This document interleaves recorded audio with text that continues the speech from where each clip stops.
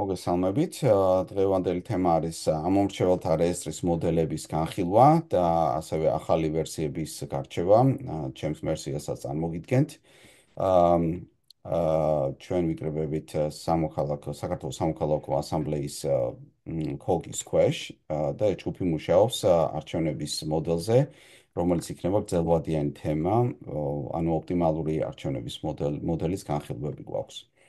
დღევანდელ შეხვედრაზე განვიხილავ ამომრჩეველთა რეესტრის მოდელებს ფედერალურ სისტემებში, ისევე როგორც უნიტარულ სისტემებში. ვისაუბრებ ცენტრალიზებულ და დეცენტრალიზებულ სისტემებზე ამ სხვადასხვა ქვეყნებში, რომელიც შეიძლება იყოს ფედერალური ან უნიტარული. ამომრჩეველთა სიებზე, საზღვარგარეთ მყოფ და იწვრილებით გადაადგილებულ პირების რეგისტრაციაზე. ბიომეტრიულ ტექნოლოგიებზე და გამჭვირვალობის მექანიზმებზე, რაც შემდეგ უზრუნველყოფს, რომ მიცემული ხმების free and fair election-ის დაკვირვება მოხდეს ნორმალურად. დასასრულს გაგიზიარეთ ჩემს მოსაზრებას, თუ შეუძლია ამ საკითხის მოგვარება საქართველოში და დავიწყოთ ახლა ცენტრალიზებული ამომრჩეველთა რეესტრის საკითხით.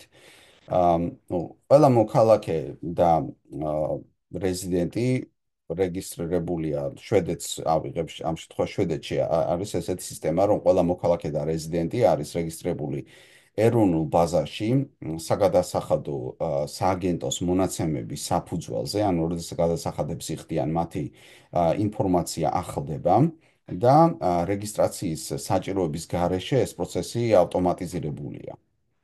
ანუ ძალიან მარტივად აქვთ ეს შვედეთში გაკეთებული. გერმანიაში ასეთი სისტემა აქვს, რომ არსებობს სავალდებულო მუნიციპალური რეგისტრაციის სისტემა. თუ ვინმე იცვლის საცხოვრებელ ადგილს, ვალდებულია 42 დღის განმავლობაში დარეგისტრირდეს ახალ ადგილში, სადაც გადავიდნენ და ყველა 18 წლის ზემოთ პირი ემატება ავტომატურად ამომრჩეველთა სიას, რომელიც შემდგომ აისახება ფედერალურ სიაში.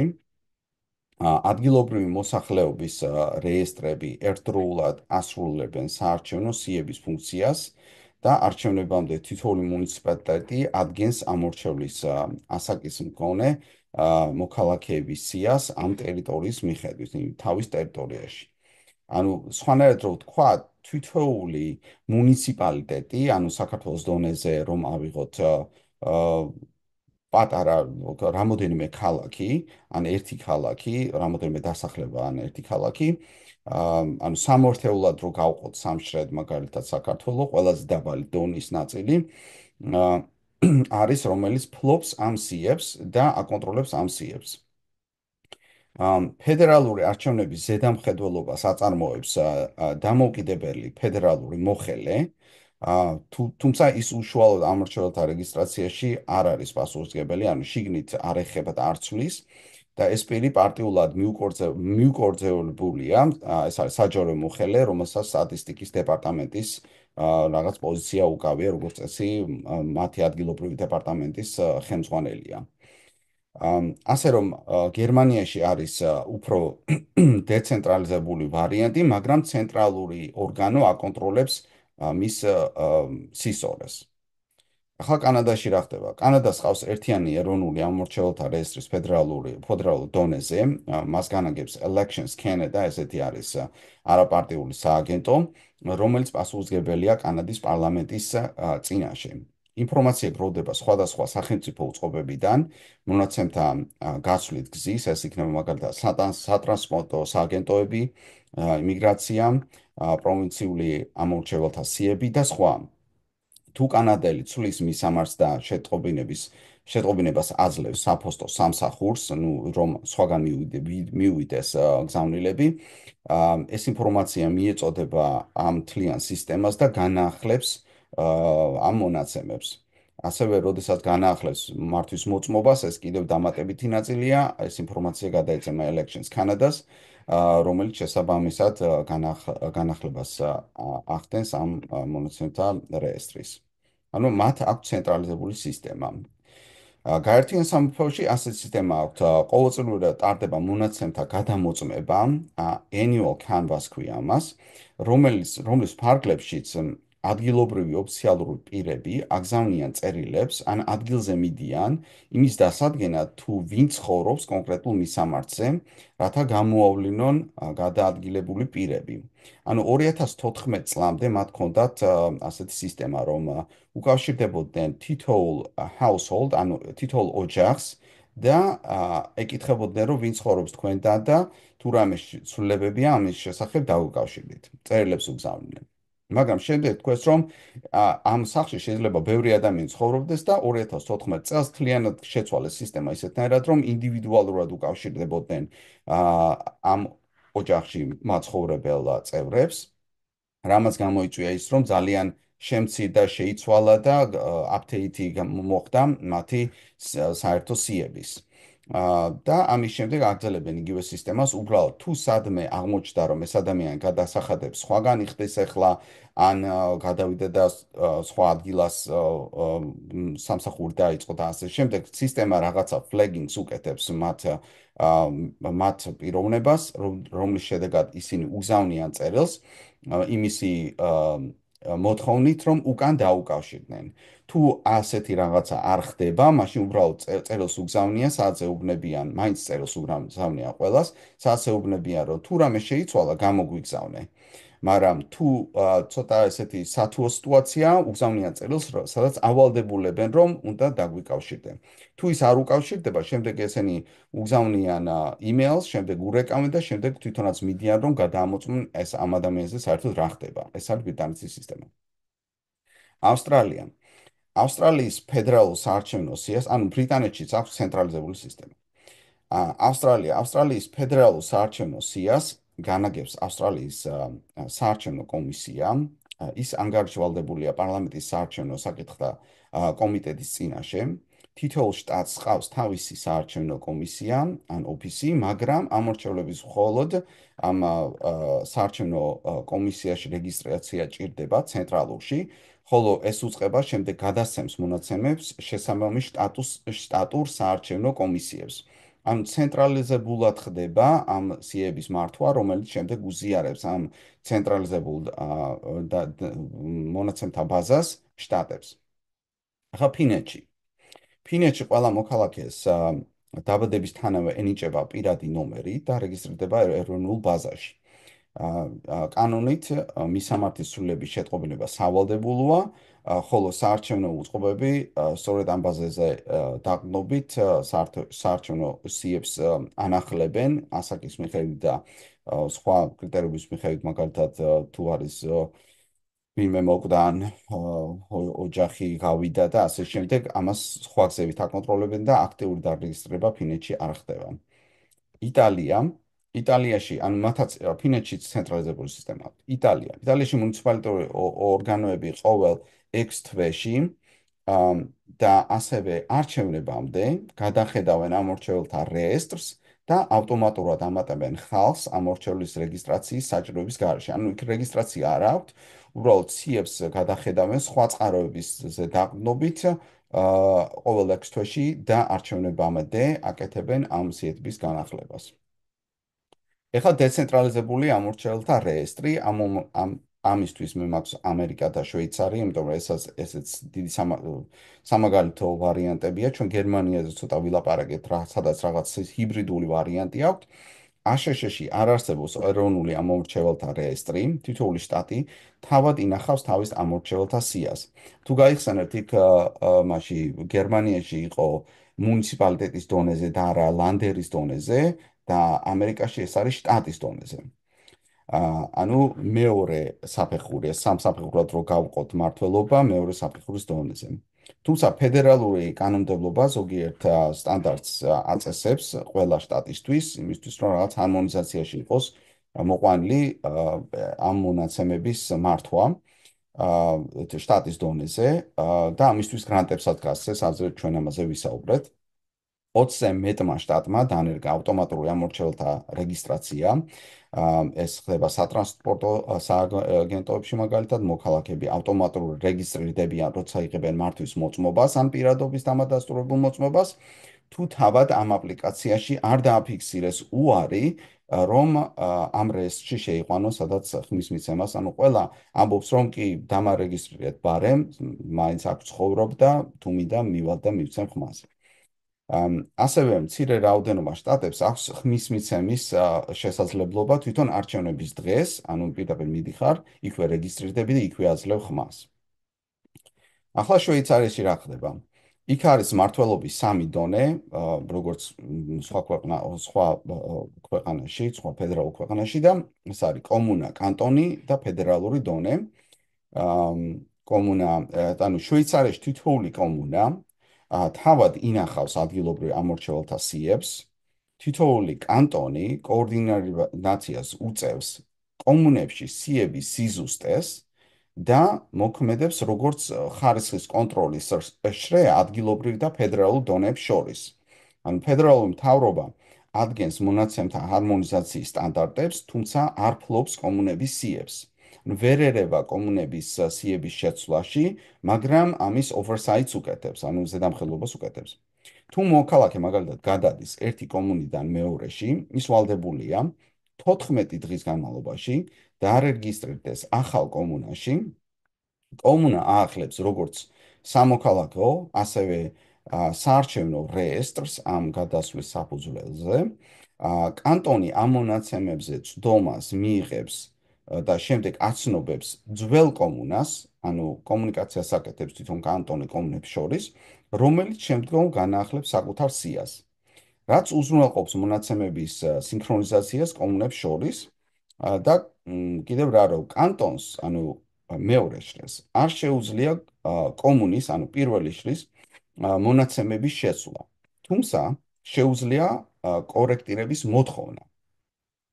კანტონები ამ დამოწმებულ სიებს შემდეგ უგზავნიან ფედერალურ უწყებას, რომელსაც ქვია ინფოსტარი, ეს მათ სისტემა, რომელიც ინახავს დამატებით მონაცემებს, რაც შეეხება ახალი დაბადებები, გარდაცვალებები, ქორწინებები, განქორწინებები, შვილების აღიარებას, სახელის ცვლილება მოქალაქეების და რეზიდენტების შესახებ მონაცემები. ანუ რაღაც ჰიბრიდული სისტემა აქვს, როდესაც კანტონები ფლობენ ლისტებს და არ შეუძლიათ რომ კანტონები კი არა კომუნები ფლობენ რეესტრებს და კანტონებს, ანუ მეორე ფენას და პირველს ფედერალურ ფენას არ შეუძლია ამისი ცვლილება.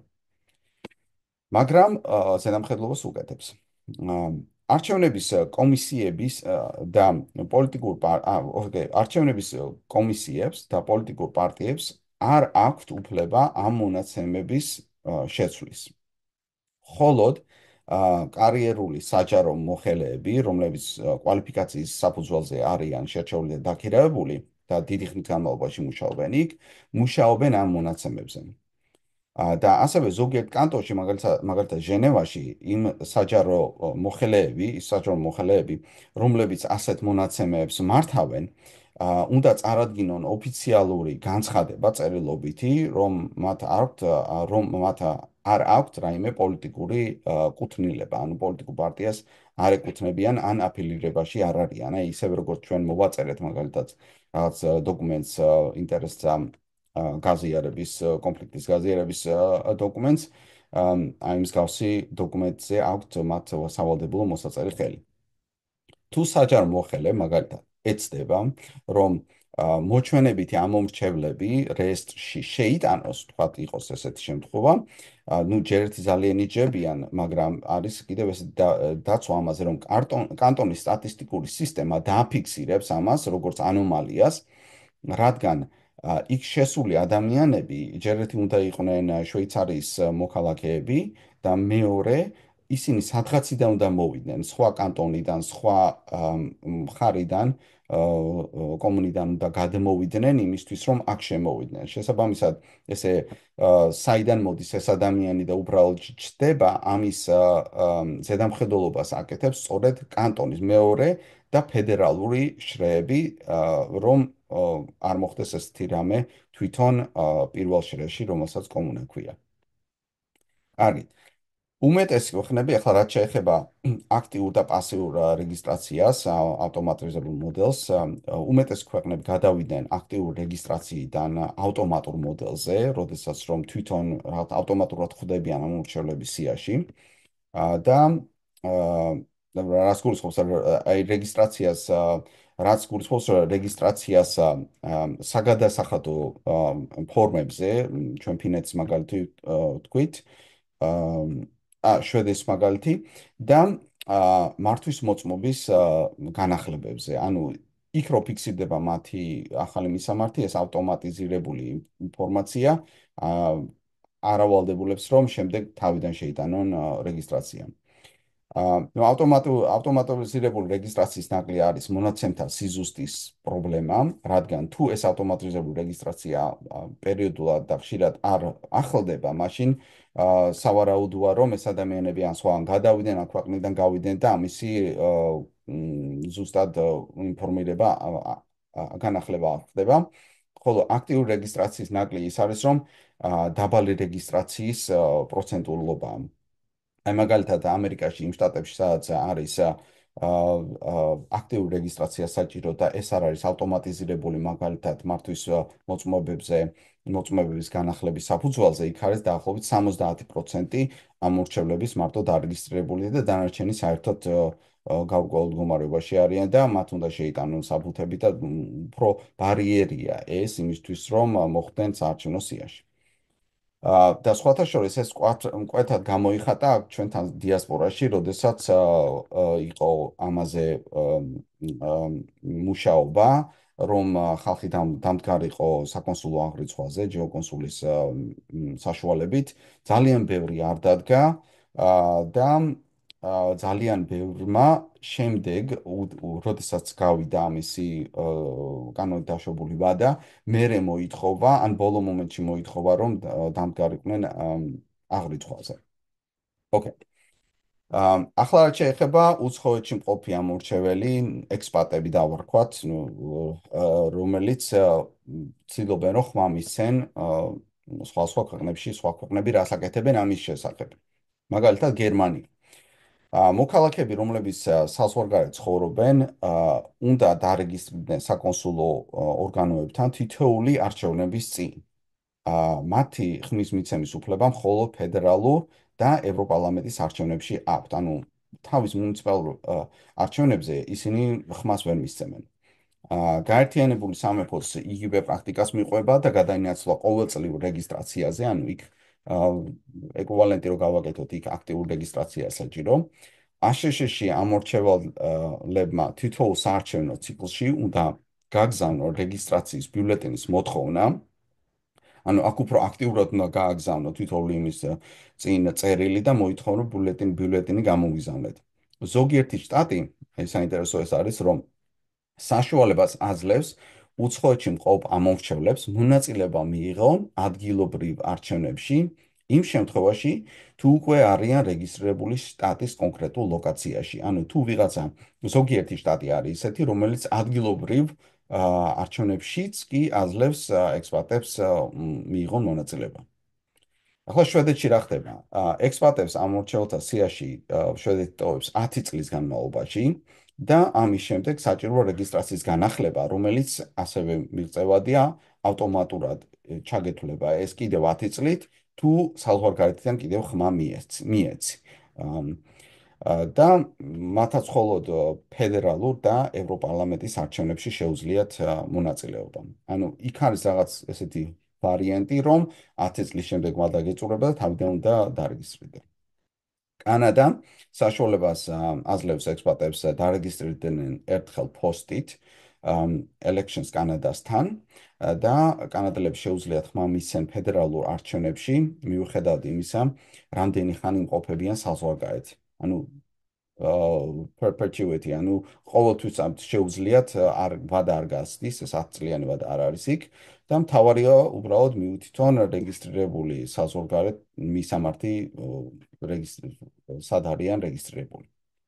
ანუ საცხოვრობენ რა.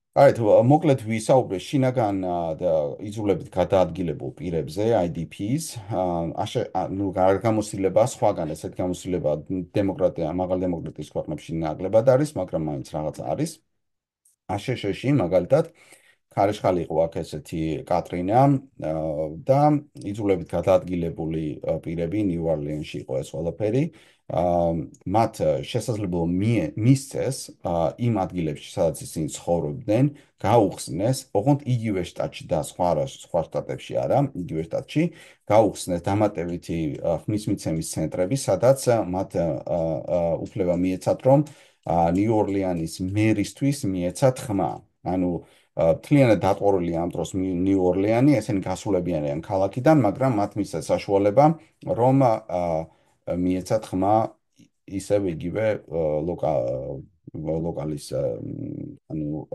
იგივე ქალაქის მერისთვის. ოკეი, ბოსნია-ჰერცეგოვინაში იყო 90-იან წლებში ამის ომის შემდეგ ესეთ გამოსილება. იძულებით გადაადგილებულ ბოსნიელებს შეეძლოთ აერჩიათ ხმა მიეცათ ომამდე არსებული მუნიციპალიტეტისთვის თუ იმ თემისთვის, სადაც გადაასახლეს. ანუ იქ ვერ გადაწყვიტეს როგორც ჩანს, როგორ გაეკეთებინათ და ხალხს გადააბარეს ეს არჩევანი. ოკეი, უკრაინაში ეს უახლეს პერიოდში ესეთი რამე მოხდა, რომ ოკუპირებულ ტერიტორიებიდან იძულებით გადაადგილებული პირებისთვის შემუშავდა ახალი სისტემა, რომელიც მათ შესაძლებლობას აძლევს, რომ ახალ საცხოვრებელ ადგილას მისცენ ხმა, როგორც იქაურ არჩევნებში მონაწილე პირები და არა ოკუპირებულ ტერიტორიებზე. ციფრული სისტემებსაც შევეხები, მოკლედ ამორჩეულთა და ონლაინ რეგისტრაცია მუშაობს მრავალ ქვეყანაში, როგორც საქართველოში,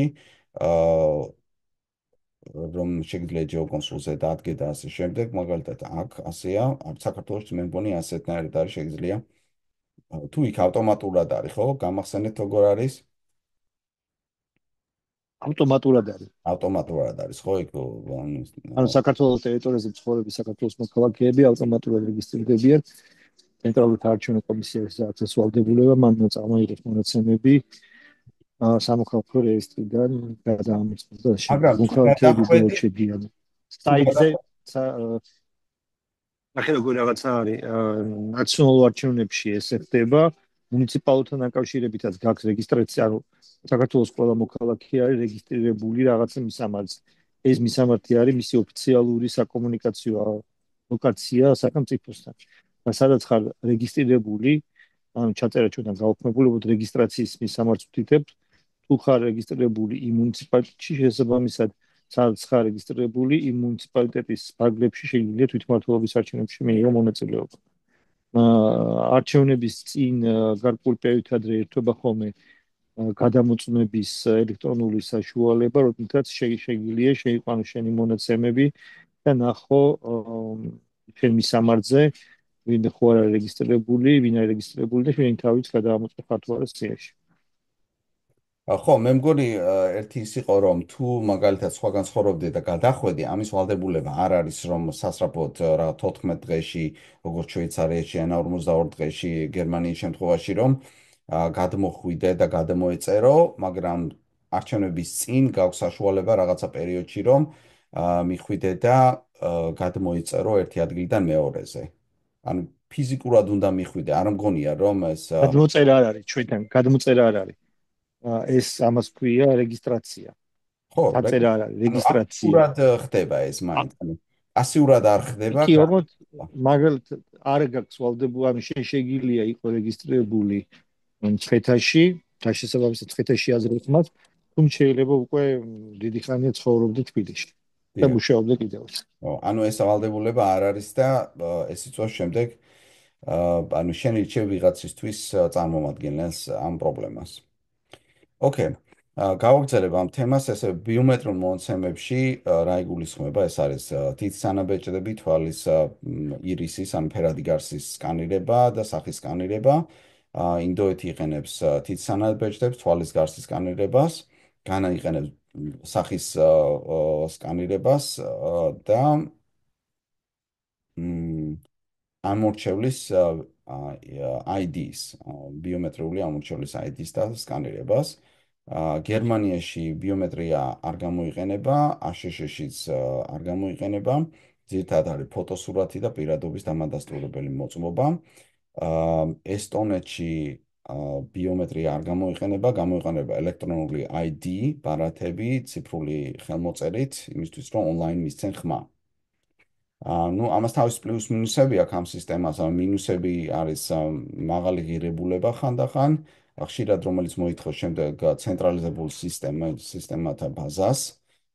შემდეგ არის პირადი მონაცემების დაკარგვის რისკი და სახისა და ანაბეჭდების არასწორი იდენტიფიკაცია შეიძლება მოხდეს, როდესაც თითის ანაბეჭდი არ მუშაობს, ან სახის მონაცემები არ ემთხვევა შეტანილ ინფორმაციას. პლუსები ის არის, რომ აქვს ძლიერი ასე დეტერანტის ეფექტი, ანუ არ უნდა ვიღაცას მივიდეს და იქ გამოჩნდეს და შემდეგ დასკანდეს და აღმოჩნდეს, რომ სხვა ადამიანია და პოტენციურად აჩქარებს ხმის მიცემის პროცესს.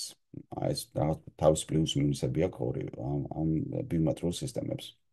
ოკეი, შემდეგ მასე გადავდივარ, გამჭვირვალობა და სამოქალაქო ცდომა ამორჩეველთა სიებზე, ეს ძალიან მნიშვნელოვანი საკითხია, რომელიც საქართველოს, ანუ ძალიან შეიძლება ბევრი ამორჩეველი ეწეროს 3,700,000, მაგრამ რეალურად იყოს ძალიან ამის ნახევარი მაგალითად, ხო? ოკეი, ზოგ ქვეყანაში ამორჩეველთა ბაზების შემოწმება დაშვებულია საზოგადოებისთვის, განსაზღვრულ და კონკრეტულ პირობებში და მოქალაქეები რეგისტრირდებიან, ხელს აწერენ დოკუმენტებზე და ასე შემდეგ, იმისთვის რომ ამაზე ცნობა მიიღონ. და ხა ცოტა დავკონკრეტები, მაგალითად გერმანიაში რა ხდება? მუნიციპალიტეტები, როგორც ვთქვით, მუნიციპალიტეტები არის, ვინცაც აქვს ეს ინფორმაცია, ადგილობრივი სიები, რეესტრები. როგორც წესი უგზავნიან შეტყობინებას თითოეულ ამომრჩეველს და პარტიებს ამომრჩევლებს იმის შესახებ, რომ ისინი ამ რეესტრში არიან და პარტიებსაც არ აქვს სტომა საერთო რეესტრზე. ოკეი? სახელებზე და მისამართებზე. ანუ პარტიის წევრებსაც უწევთ, რომ მივიდნენ სადღაც, მოაწერონ ხელი, რომ ამაზე სტომა მისცენ, მაგრამ ფოტოს გადაღება და ჩაწერა და ასე შემდეგ არ შეუძლიათ. უბრალოდ ნახვა შეუძლიათ, რომ მაგალითად შემიძლია მივიდე მე და შევამოწმო ვარ თუ არა აღრიცხვაზე. სულ ეგ არის. დიდ ბრიტანეთში ამორჩევლთა რეესტრის გადახედვას ორი ვერსია აქვს. ერთი არის სრული რეესტრი, რომელიც ხელმისაწვდომია პოლიტიკური პარტიებისთვის და კანდიდატებისთვის, მაგრამ ზედამხედველობის ქვეშ. ანუ ეს რას ნიშნავს? მიდიხარ და ვიღაც ზედამხედველი ყავს იქ, ანუ მუნიციპალიტეტის ცენტრში მიდიხარ, ვიღაც გიყურებს, რომ სურათი არ გადაუღო, ან რამე არ გადმოიწერო, და უბრალოდ ასეთნაირად ახდენ მონიტორინგს. საკმაოდ ლიმიტირებულია ბაზების დამუშავების შესაძლებლობა. მეორე არის ღია რეესტრი, რომელიც არ მოიცავს იმ პირებს, ვინც უარი განაცხადეს ღია რეესტრში მოხვედრაზე.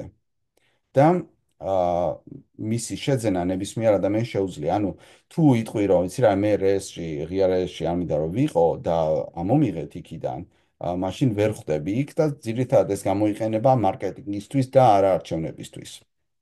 ანუ რეალურად ბრიტანეთში და გერმანიაშიც ესე საერთო საარჩევნო რეესტრზე წდომა არის თითქმის დახურული. ხა შვეიცარიაში რა ხდება? ბევრ კანტონსა და კომუნაში ამორჩეველთა ინფორმაცია შემდეგნაირად ქვეყნდება. არჩევნებამდე 60-დან 30 დღის პერიოდში ამორჩეველს შეუძლია პირადად მივიდეს მუნიციპალიტეტის ცენტრში და შეხედოს საერთო სიას, სადაც წერია სრული სახელი, მისამართი სახლის ნომერის გარეშე, ოღონდ, ანუ ვიღაცა ცხოვრობს ამადამ ქუჩაზე, მაგრამ ბინა არ წერია რომელში. დაბადების წელსაც შეუძლია შეხედოს, საარჩევნო ოლქსაც შეუძლია შეხედოს. სურათის გადაღება აკრძალულია, ასე რომ მსგავსი სისტემაა, რომ უბრალოდ შეგიძლია შეხედო, შენ სამეზობლოს შეხედო დამატებით და შენ თავს რომ ვიღაც თუ თქვა მეზობელი გარდაიცვალა და ასე შემდეგ რომ შეგიძლია იმას გადახედო და რაღაც კორექცია გაუკეთო. შემდეგ არის პარტიებს შეუძლიათ მოითხოვონ და მოიპოვონ სრული ლისტი მისამართებით, მაგრამ მონაცემების არაკეთის სდიესერად გამოყენებისთვის არსებობს სამართლებრივი სანქციები. ანუ ისინი აწერენ ხელს, რომ ამ მონაცემებს ვიღებთ, მაგრამ ამ კომუნიდან მაგრამ ამ მონაცემებს ვერ გამოვიყენებთ ამისთვის არ დაუკავშირდებით ამათ და ასე შემდეგ, მაგრამ მათ აქვს წდომა ამ მონაცემებზე იმისთვის, რომ გადაამოწმონ რაოდენობა ადამიანების ზუსტად ვინ ცხოვრობს, სად ცხოვრობს და ასე შემდეგ. ამას იყენებენ ასევე ცოტა ქვევით მოყვებით ამჩენს კიდე. ფაქტობრივად ყველა დემოკრატიაში პოლიტიკურ პარტიებს და საარჩევნო დამკვირვებლებს გარკვეული წდომა აქვთ ამორჩეულის სიაზე და პარტიები ხშირად ამ სიებს იყენებენ როგორც აგიტაციისთვის, ასევე სიების სიზუსტის და დარღვევების გამოვლენის მიზნით. და ეხლა განვიხილავ შედარებას ამერიკის სისტემასა და შვეიცარიის სისტემას შორის. გავაზიარებ ჩემს ეკრანს. თողოთ. ოკეი, გავაზიარებ ეკრანს. ეგრე ხედავთ ხო ამ ეკრანს? აქ არის ამერიკა და შვეიცარია შედარებული, ვინ ფლობს ამორჩეველთა სიას. ამერიკის შემთხვევაში არის თითოეული შტატი ფლობს და ამუშავებს საკუთარ სიას. შვეიცარიის შემთხვევაში თითოეული კომუნა ფლობს ამას. ჩვენ ამაზე ვისაუბრეთ. და კანტონი უკეთებს ამის ზედამხედველობას. არის თუ არა ეროვნული ამორჩეველთა სია ღია.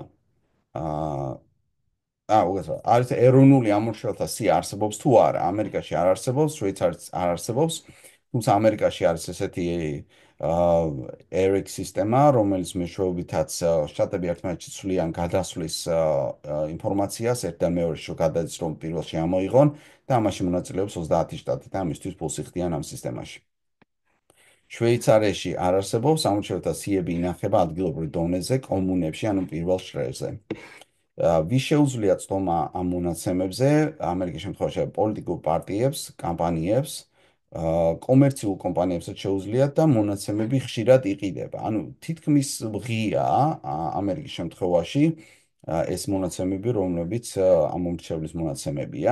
შვეიცარიის ეს არის პარტიებს აქვთ შეზღუდული წდომა ადგილობრივ დონეზე და მხოლოდ საარჩევნო მიზნებისთვის, ან როგორც თქვი წინ, ისინი აწერენ ხელს, რომ არ გამოიყენებენ ამას და არ გაყიდიან ინფორმაციას მარკეტინგისთვის, არ გამოიყენებენ და დაუკავშირდებიან ამორჩეველს მხოლოდ არჩევნების მიმართულებით თემატიკის გარშემო.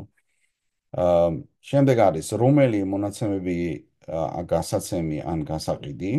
ამერიკის შემთხვევაში არის სახელი, მისამართი ხმის მიცემის ისტორია, ანუ აქ არ წერია ვის მიცა ხმა, უბრალოდ წერია მისცა თუ არა ხმა. ხშირად იყიდება შტატის მიხედვით ასევე პარტიული კუთვნილება ბევრ შტატში, ასაკი, ტელეფონი, ელფოსტა. დაბადების თარიღი არა, უბრალოდ ასაკი. შვეიცარიის შემთხვევაში არ გაიცემა გასაყიდად და საზოგადოებისთვის ხილულია მხოლოდ სახელი, კომუნა და საარჩევნო უბანი. ანუ ეს ცოტა ლიმიტირებული ინფორმაცია შვეიცარიის შემთხვევაში. იქნება თუ არა მონაცემები ანონიმური თუ არა მონაცემები. ამ შემთხვევაში არა, ხშირად ვრცელდება იდენტიფიცირებადი სახით, ანუ ხვდები ვინ არის ის პიროვნება.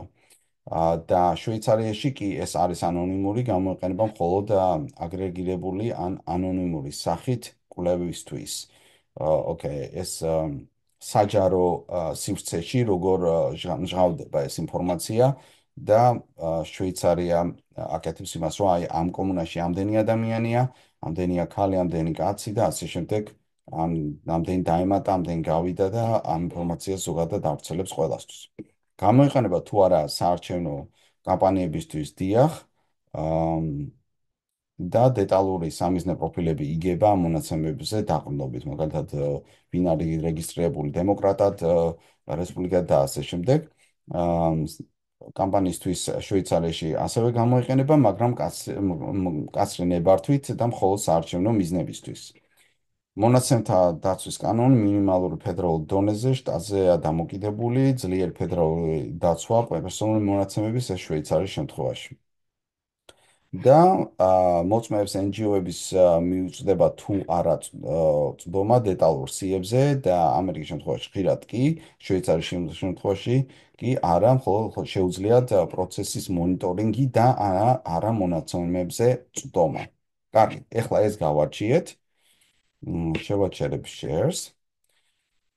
და ახლა შემოგთავაზებთ რაღაც დროს, რომ რაიმე შეკითხვები თუ გაქვთ ამის შესახებ და მე მოკლედ ჩამოაყალიბებ, ძალიან მოკლეა ეს, შედარებით მოკლეა ჩემს ხედვას იმის შესახებ, თუ როგორ შეიძლება ეს საქართველოში გაკეთდეს, რა თქმა უნდა, სახლი, როგორც ხშირად ვამბობ ხოლმე, გემრიელად სხვადასხვანაირად შეიძლება მოაწყო ადამიანმა და ერთი მეორეს არ გამორიცხავს. ხომ არ გაქვთ რაიმე შეკითხვები?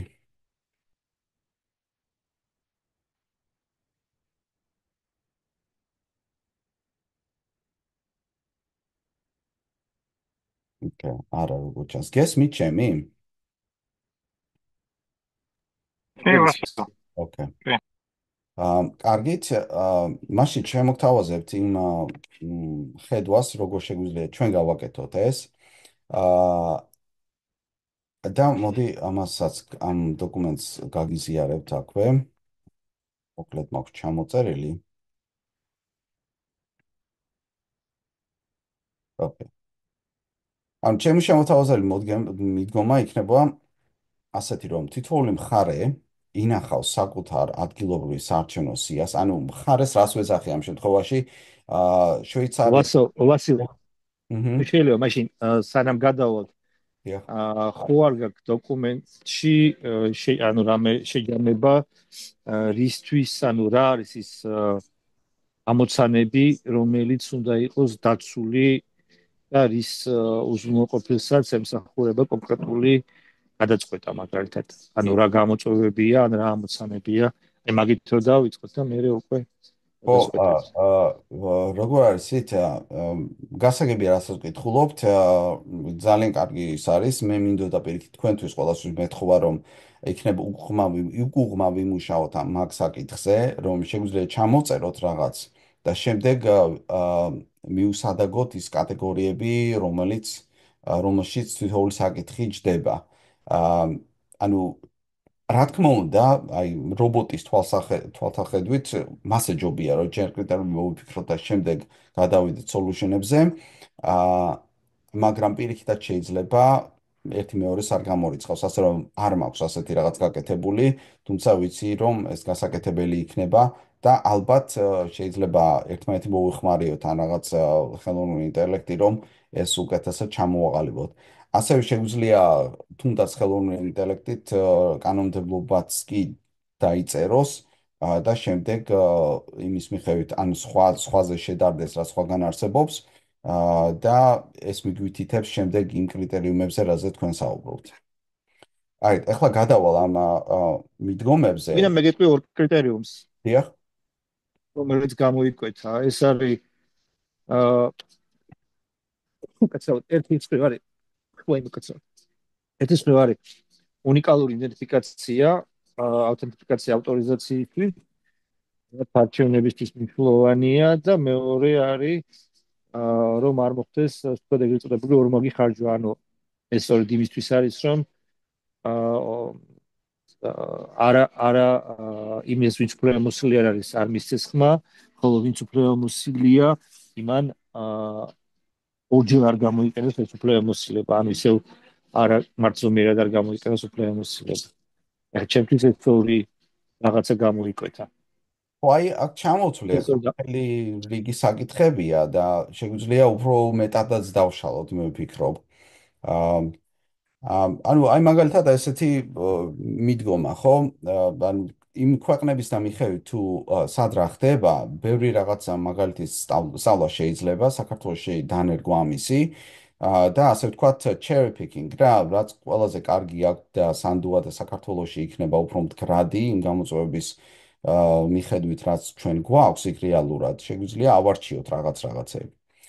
ანუ მაგალითად ასეთ რა თითოეული მხარე ინახავს საკუთარ ადგილობრივ საარჩევნო სიას, ან მხარე შეიძლება იყოს ეს დღევანდელი მუნიციპალიტეტი ან რეგიონი ან სხვა უფრო მცირე ნაწილიც კი, მაგრამ ამაზე რომ ჩავიხლართოთ ახლა უბრალოდ ამას დავარქვათ რაღაცა მხარე, რაღაცა ნაწილი, ერთეული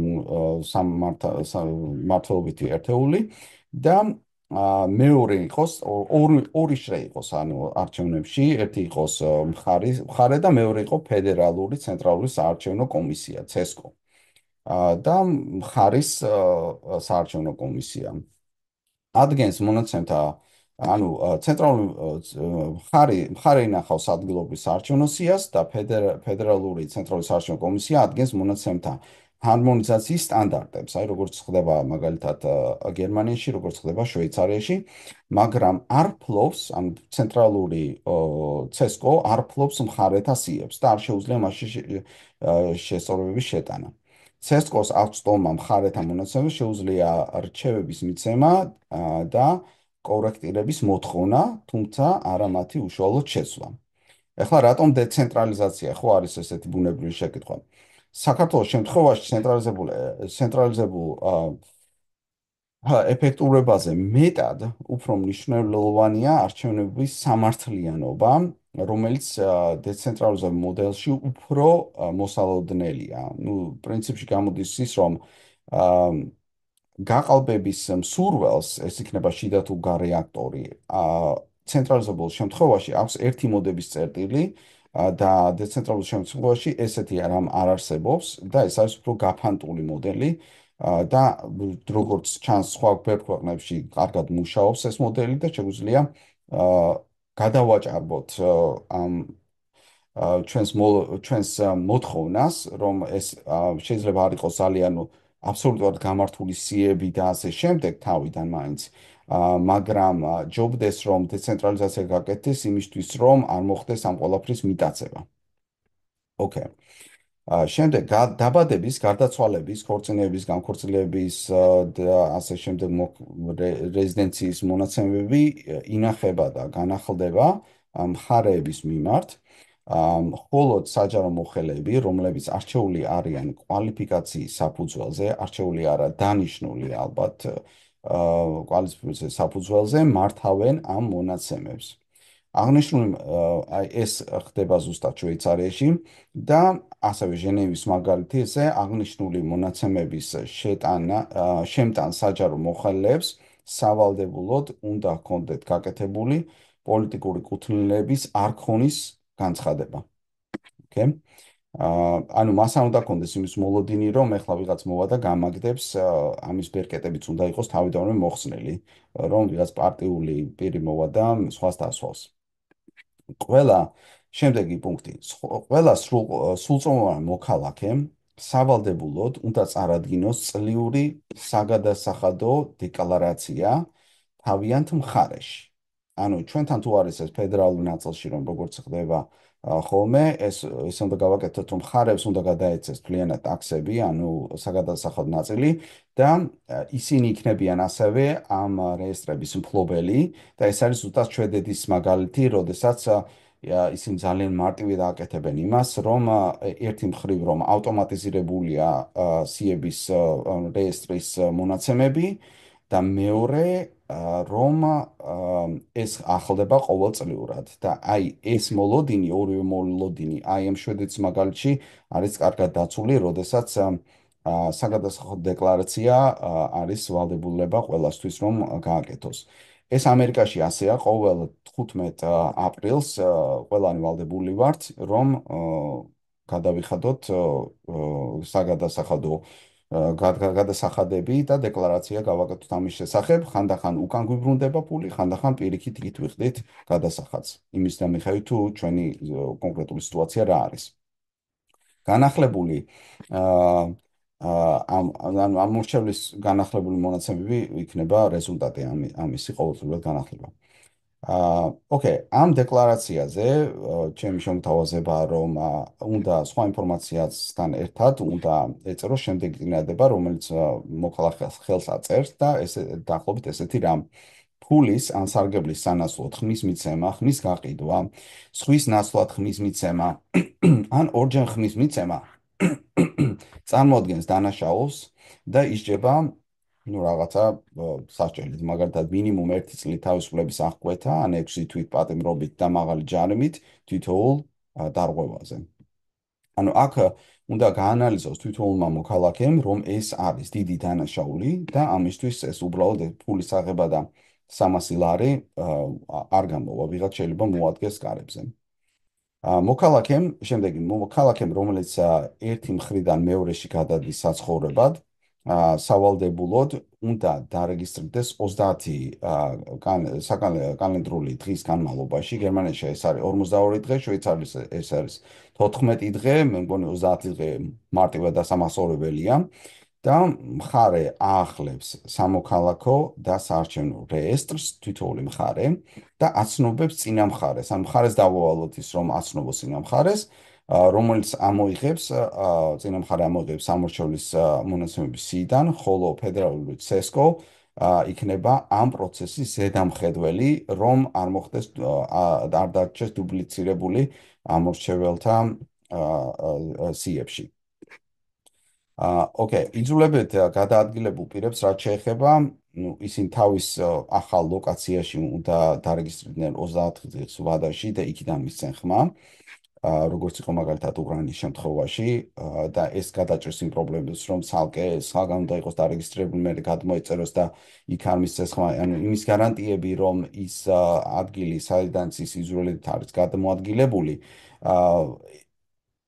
კანონიერად უნდა იყოს მისი კანონში იქნება ეს გათვალისწინებული და მისი იქიდან ამოწერა არანაირად დანიშნავს, რომ მან არაიძულებით დატოვა ის ადგილი.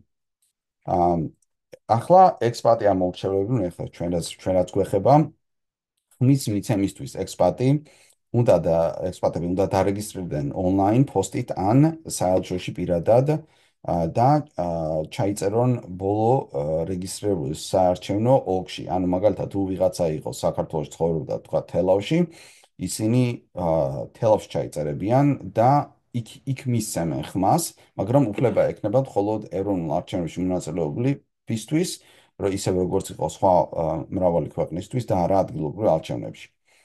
და თუ 10 წლის ან მეტი ხნის განმავლობაში არ მიიღებს მონაწილეობას ექსპატი არჩევნებში, ავტომატურად ტოვებენ სიას, მანამ სანამ თავიდან არ დარეგისტრირდებიან, ისევ როგორც ეს ხდება მაგალითად შვედეთში.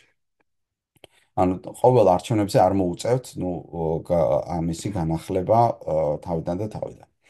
ხმის მიცემის პროცესის დასაჩქარებლად და გაყალბებული ხმის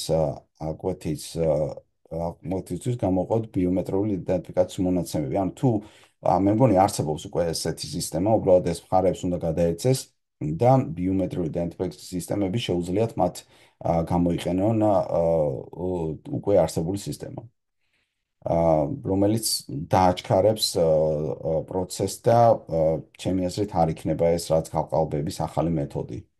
თითოეულმა მხარემ უნდა გამოაქვეყნოს რეგისტრირებული, ახლა გამოქვეყნებას რაც შეეხება ესეთი თემაა, პერსონალური მონაცემების რაც შეეხება, თითოეულ მხარემ უნდა გამოაქვეყნოს რეგისტრირებული ამორჩევლების საერთო რაოდენობა და დროთა განმავლობაში ამსრულებების სტატისტიკა თითოეულ ოლქისთვის. ანუ საჯარო უნდა იყოს ინფორმაცია, ჩვენ ყავს ამდენი ამორჩეველი, ამას ვაკეთებ და ასე შემდეგ.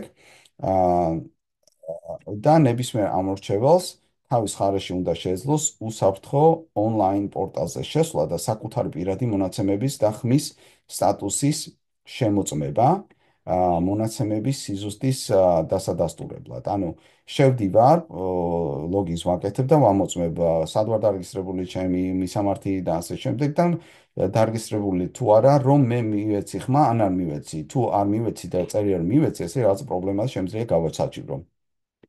ახლა რაც შეეხება საზოგადოებრივი ჯგუფებისთვის ამ ინფორმაციაზე წვდომას.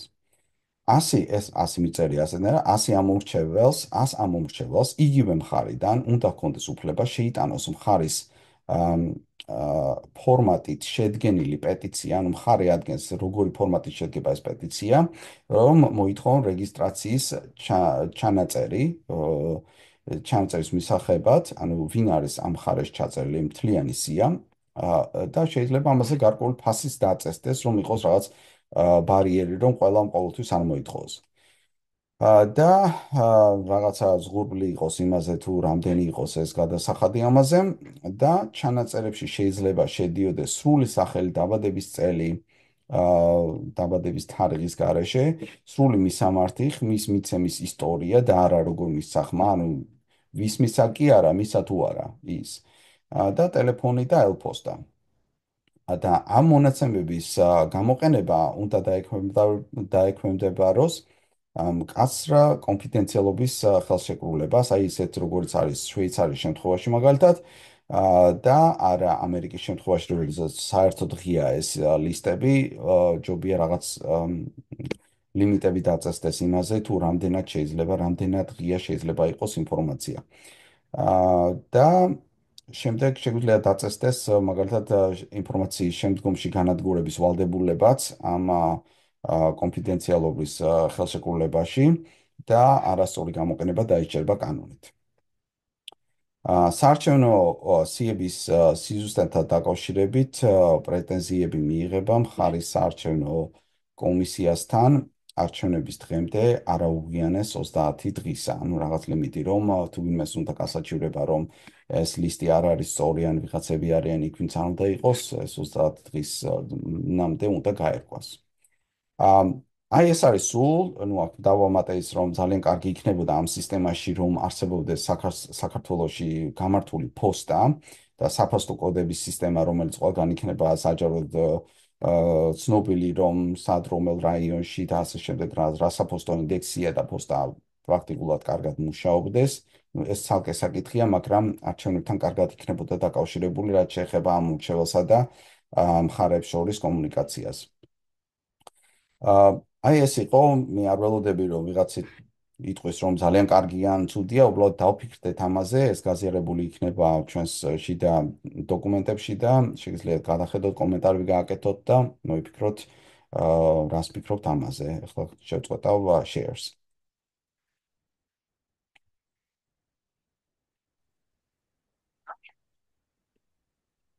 მადლობა ვართ. ნამდვილად ბევრი შრომა ჩაგიდია მაგ ყველაფერში ეთყობა და კი მე ბატონო. დღეს დილით ნახე, უბრალოდ ესე ძალიან სწრაფად გადავამრე თქვარი. რამდენიმე საათი დაუთმე მეტროა შვედეთზე მომეძიებია ინფორმაცია იმ ანუ შესაძლო პრობლემებიდან გამომდინარე, ან საფრთხეებიდან გამომდინარე, რაც წინა შეხვედრაზე ჩამოვწერეთ აი ის თუნდაც რომ მრავალჯერ ხმის მიცემა საერთოდ უნდა იყოს სიაში, მაგრამ არ უნდა იყოს, მაგრამ არის და ასე შემდეგ და ეგ ფაილიც მან და არის მოკლედ. ბოლო ერთი კითხვა გამდინარე იქიდან რუსიების ფორმირება ავტომატურად ხდება ის იყო not applicable ესე რომ ვთქვათ. ხო და დარჩენით ძალიან სიზმრისეულადაც არა, მაგრამ ან ჩამოწერია ზოგად მიდგომა როგორი აქვს რა. და შეგიძლიათ მაგასაც გადავხედავ გადახედოთ მე. აუცილებლად თუ გინდა რომ ეს ნარატივში წარადგინო, შეგიძლია რა თქმა უნდა ეგეც გააკეთო, it's up to you. Okay. Okay. როგორ მოვიქცეთ ახლა რამე შემოთავაზება ხო არ გაქვთ, იმიტომ რომ თუ თქვათ გადავწყვიტეთ რომ ეს თემა გავაგრძელოთ, რაც შეეხება რეესტრის ფორმირებას და უფრო მეტ დეტალებში შევიდეთ. ან თქვათ მივიღოთ გადაწყვეტილება რაიმე პუნქტებზე, შეგვიძლია ესეთნაირად მოვიქცეთ რომ შემდეგი შეხვედრისთვის ყველას მიცეთ საშუალება რომ გადახედოს ამ დოკუმენტს და თავისი დამატებები, შესწორებები, იდეები ჩაამატოს, ან თავისი ხედვა მოიტანოს ამის შესახებ და საერთოდ ცარიელი ფურცელი დავიწყოთ ამაზე საუბარი და მაგრამ რაღაც მომენტში დადგება ის დრო, როდესაც რომ მაგალითად რაც შეეხება რეესტრებს, უნდა მივიღოთ რაღაცა გადაწყვეტილებები, როგორც ჯგუფმა და დაუჭიროთ ან ერთს ან მეორეს ან მესამე ვერსიას ხმა მხარი და ვთქვათ, რომ ოკეი, ეს მისაღებია, რომ იყოს დეცენტრალიზებული სისტემა. მისაღებია, რომ იყოს, ვთქვათ, 30 დღის შემდეგ, გადასვლის შემდეგ სავალდებულო რეგისტრაცია. და აი ასეთი მიდგომით ალბათ შეგვიძლია შემდეგ შეხვედრაზე შევხვდეთ ისევ ამ თემის გარშემო. მე გეთანხმები ვასო, მე მგონი ეგრე ჯობია, ნუ შენ რაც გაიარე ახლა ეგ სრულ დოკუმენტი, მაგას შეგვიძლია შევხედოთ როგორც დრაფტი Mhm. და ჩვენ თუ რამეს ჩამატება გვინდა ან რაღაც ახალების ჩამატება, ჩავმატოთ ნუ კვირის მანძილზე და მე უკვე წავიდეთ პუნქტობრივად არსობრივ შინაარსობრივ განხილვაზე, რომ აი დაუშვათ კონკრეტული საკითხებია, როგორ გადავჭრათ ეს პრობლემა თუნდაც სიტყვაზე.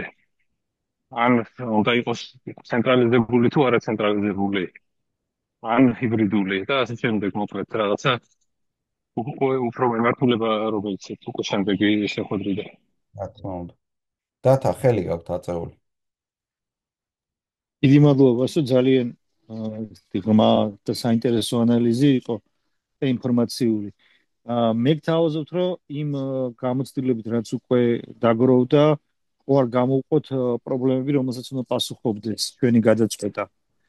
ახლა მე მაგალითად, ესე იგი, ესეთავი და მიზანი არის, რომ მივიღოთ სამართლიანი არჩევნების უზრუნველყოფა მოხდეს, შესაბამისად ამოცანა ჩდება ის აკვირა რომ მოხდეს გარკვეულად იდენტიფიცირების სისტემა, უნიკალური იდენტიფიცირების სისტემა გქონდეს, რომელიც მისცემს საშუალებას არჩევნების დღეს მომენტისათვის უზრუნველყოფილი იყოს ზუსტი აუთენტიფიკაცია და ავტორიზაცია, იმიტომ რომ არჩევნებისთვის მნიშვნელოვანია, რათა მეორე ამოცანა შესრულდეს, გამოირიცხოს ორმაგი ხარჯვები ანუ არალეგიტიმური გამოყენება არამართლიანი რითმის მიცემა, რაც გამოიხატება იმაში, რომ ვიღაცამ ეჯერმერძე არ მისცეს ხმა, ხოლო ვისაც ეკუთვნის, კონდეს საშუალება, რომ ხმა მისცეს. და პლუს ჩვენთან არსებული სპეციფიკური პრობლემა რაც არის, ეს არის ის, რომ არის დაკლება დაინტერესებული პირები, რომლებიც მოსყიდვას ადვილად ექვემდებარებიან, ამის მინიმალიზაცია მოხდეს, ანუ გამოვრიცხოთ ესეც გავითვალისწინოთ, როცა რაღაც თემას ნავატყოთ, რომ ეს რისკიც არის. ხო, აი ამ ეს ამოცანები დავინახე მე იცი, აი ამ და მე ჩაგეჭრები, მე მგონი უნდა დავასეგმენტიროთ ჩვენი მიდგომა ამაზე, აი მაგალითად ლილიმ რომ გააკეთა მე მგონი მე ონლაინ უყურე Zoom შეხვედრა, სადაც სწორედ ამ საკითხებზე იყო გადასარევი შეხვედრა ასამბლეის ორგანიზებით, ან მოწყვლადი ჯგუფების და სხვა ჯგუფების ასე ვთქვათ, ხმების მიტაცების სისტემები, მაგრამ ეს ამ დისკუსიაში მე მგონი არ შემოდის ეს ნაწილი, იმიტომ რომ ეს არის უბრალოდ რეესტრების ფორმირების თემა, რაზეც ახლა ვლაპარაკობთ. ეგ იქნება ცოტა მსგავსი, მაგრამ არა მაინც და მაინც იგივე თემა. ასე რომ მაგ თემამდეც, როდესაც მივალთ, უბრალოდ ეს არის ნაწილ-ნაწილ ჯობია რომ გადაწყვეტილებამდე მივიდეთ და ვთქვათ რომ ოკეი, მისაღებია ეს პუნქტი, ეს მისაღებია, ეს მისაღებია და შემდეგ გადავიდეთ სხვა თემატიკაზე.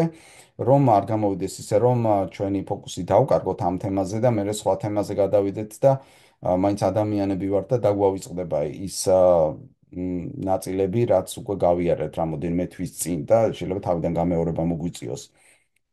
მაგრამ გეთანხმებით, რომ რაღაც კატეგორიზაცია ამ საკითხების გამოგვადგებოდა ნამდვილად და შეიძლება ეს უკუღმა გაკეთდეს მერე, თუ ამის საჭიროება გაჩნდება, როდესაც საერთო დოკუმენტს გადავხედავთ. კი, აი დათას კომენტარზე მინდოდა მეც რაღაცის დამატება რაღაც გარკვეული თვალსაზრისით. მათემატიკაში საუბარი უკვე განხილვის ნაწილში შეიძლება რომ აი დადებითი მხარეები რა არის, უარყოფითი მხარეები რა არის დასაფრე შეიძლება წარმოშვას და ასე შემდეგ. ერთი მომენტი არის, რომ მაგან შეიძლება უბრალოდ ძალიან დიდი ხანი წაიღოს, მაგრამ აა ალბათ მაინც გასავლელია ეგ და კარგად საწოლ დასაწოლია. სანამ საბოლოოდ გადავწყვეტ მიმართულებით წავიდეთ თუ მიმართულებით. და თქვენ თუ გაქვთ რაიმე შემოთავაზება ამ კუთხით, რომელიც რომ ხშირად კარგად უყურებთ ხოლმე ამ საკითხს, რადგან ამ სფეროში მუშაობთ, შეგიძლიათ შემდეგ იმაზე წარმოადგინოთ თქვენი ხედვა ამის შესახებ, როგორ სხვა კუთხით როგორ შეგვიძლია ამ საკითხებს შევხედოთ და ზოგი ასე შევხედავთ, ზოგი ისე შევხედავთ და საერთო ჯამში წარმოგვექმნება რაღაც კარგი ხედვა. კი ბატონო, ესე გავაკეთოთ. მე გამოვუშვებ აი ეს ჩამოწერე პრობლემებთან დაკავშირებით.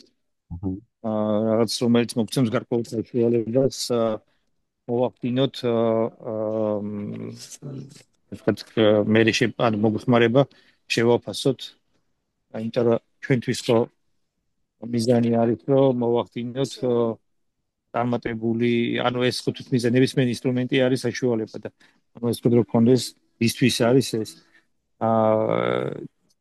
რაც შეეხება კონკრეტულად მე შვეიცარიის მოდელში მოსახლებელი არის ის რომ კომუნების დონეზე, გემაინდების დონეზე, თემის დონეზე ხდება ეს გადაწყვეტილების გადამოწმება, იმიტომ რომ სამეზობლოში ვიცი ვინ არის რეგისტრირებული.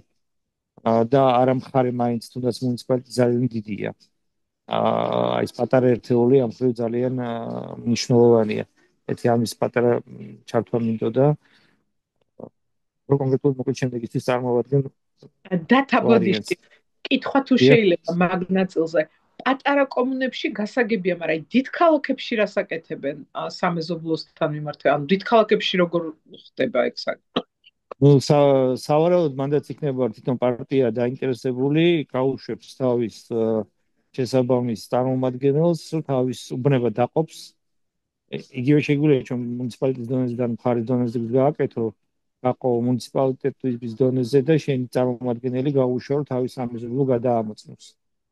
რეალურად ეს მეგონი უფრო შეკითხვა, რას აკეთებს თვითონ კომუნა, როგორც არაპარტიული ერთეული და არაპარტიები.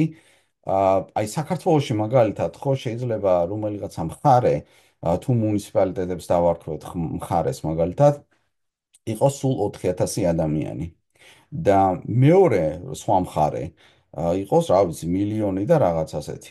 ამიტომ საჭიროა რომ შეიძლება ისიც გაკეთდეს რომ თვითონ მხარეს კონდეს საშუალება რომ პოპულაციის მიხედვით დაყოს საარჩევნო დისტრიქტი, ანუ შეიძლება ერთ მხარეში იყოს ერთი დისტრიქტი და ამ დისტრიქტს კონდეს ვალდებულება რომ მოაწესრიგოს საარჩევნო სიები და მფლობელობა კონდეს ასე და მაგალითად თბილისში იყოს უფრო დანაწევრებული პოპულაციის მიხედვით. ანუ მიდგომა შეიძლება არ იყოს უნივერსალური რომ ყველგან ერთნაირად გაკეთდეს, შეიძლება ცოტა სხვა გადანაწილდეს და სამშრიანი გაკეთდეს იმ დიდ ნაწილებში და ორშრიანი გაკეთდეს ვთქვათ ნაკლებად დასახლებულ პუნქტებში. ასეთი მიდგომაც შეიძლება. მე როგორც მივხვდი, ნახეთ გადამოწმება როგორ არის, გადამოწმება რომ ეფექტური იყოს, мотиваციაზე დამოკიდებული. მოტივირებული არის სუბიექტი, რომელიც მონაწილეობს. ეს იქნება ვთქვათ, თუ მაჟორიტარული არჩევნებია, მაჟორიტარები, თუ ეს არის ვთქვათ შესაბამისი შეიძლება იყოს პარტიულად ან ინდივიდუალურად წარმოდგენილი, მაგრამ ისინი ამ თვითონ ყველაზე მეტად მოტივირებული არის, ვინც მონაწილეობს კენჭის ქვეშ არჩევნებში.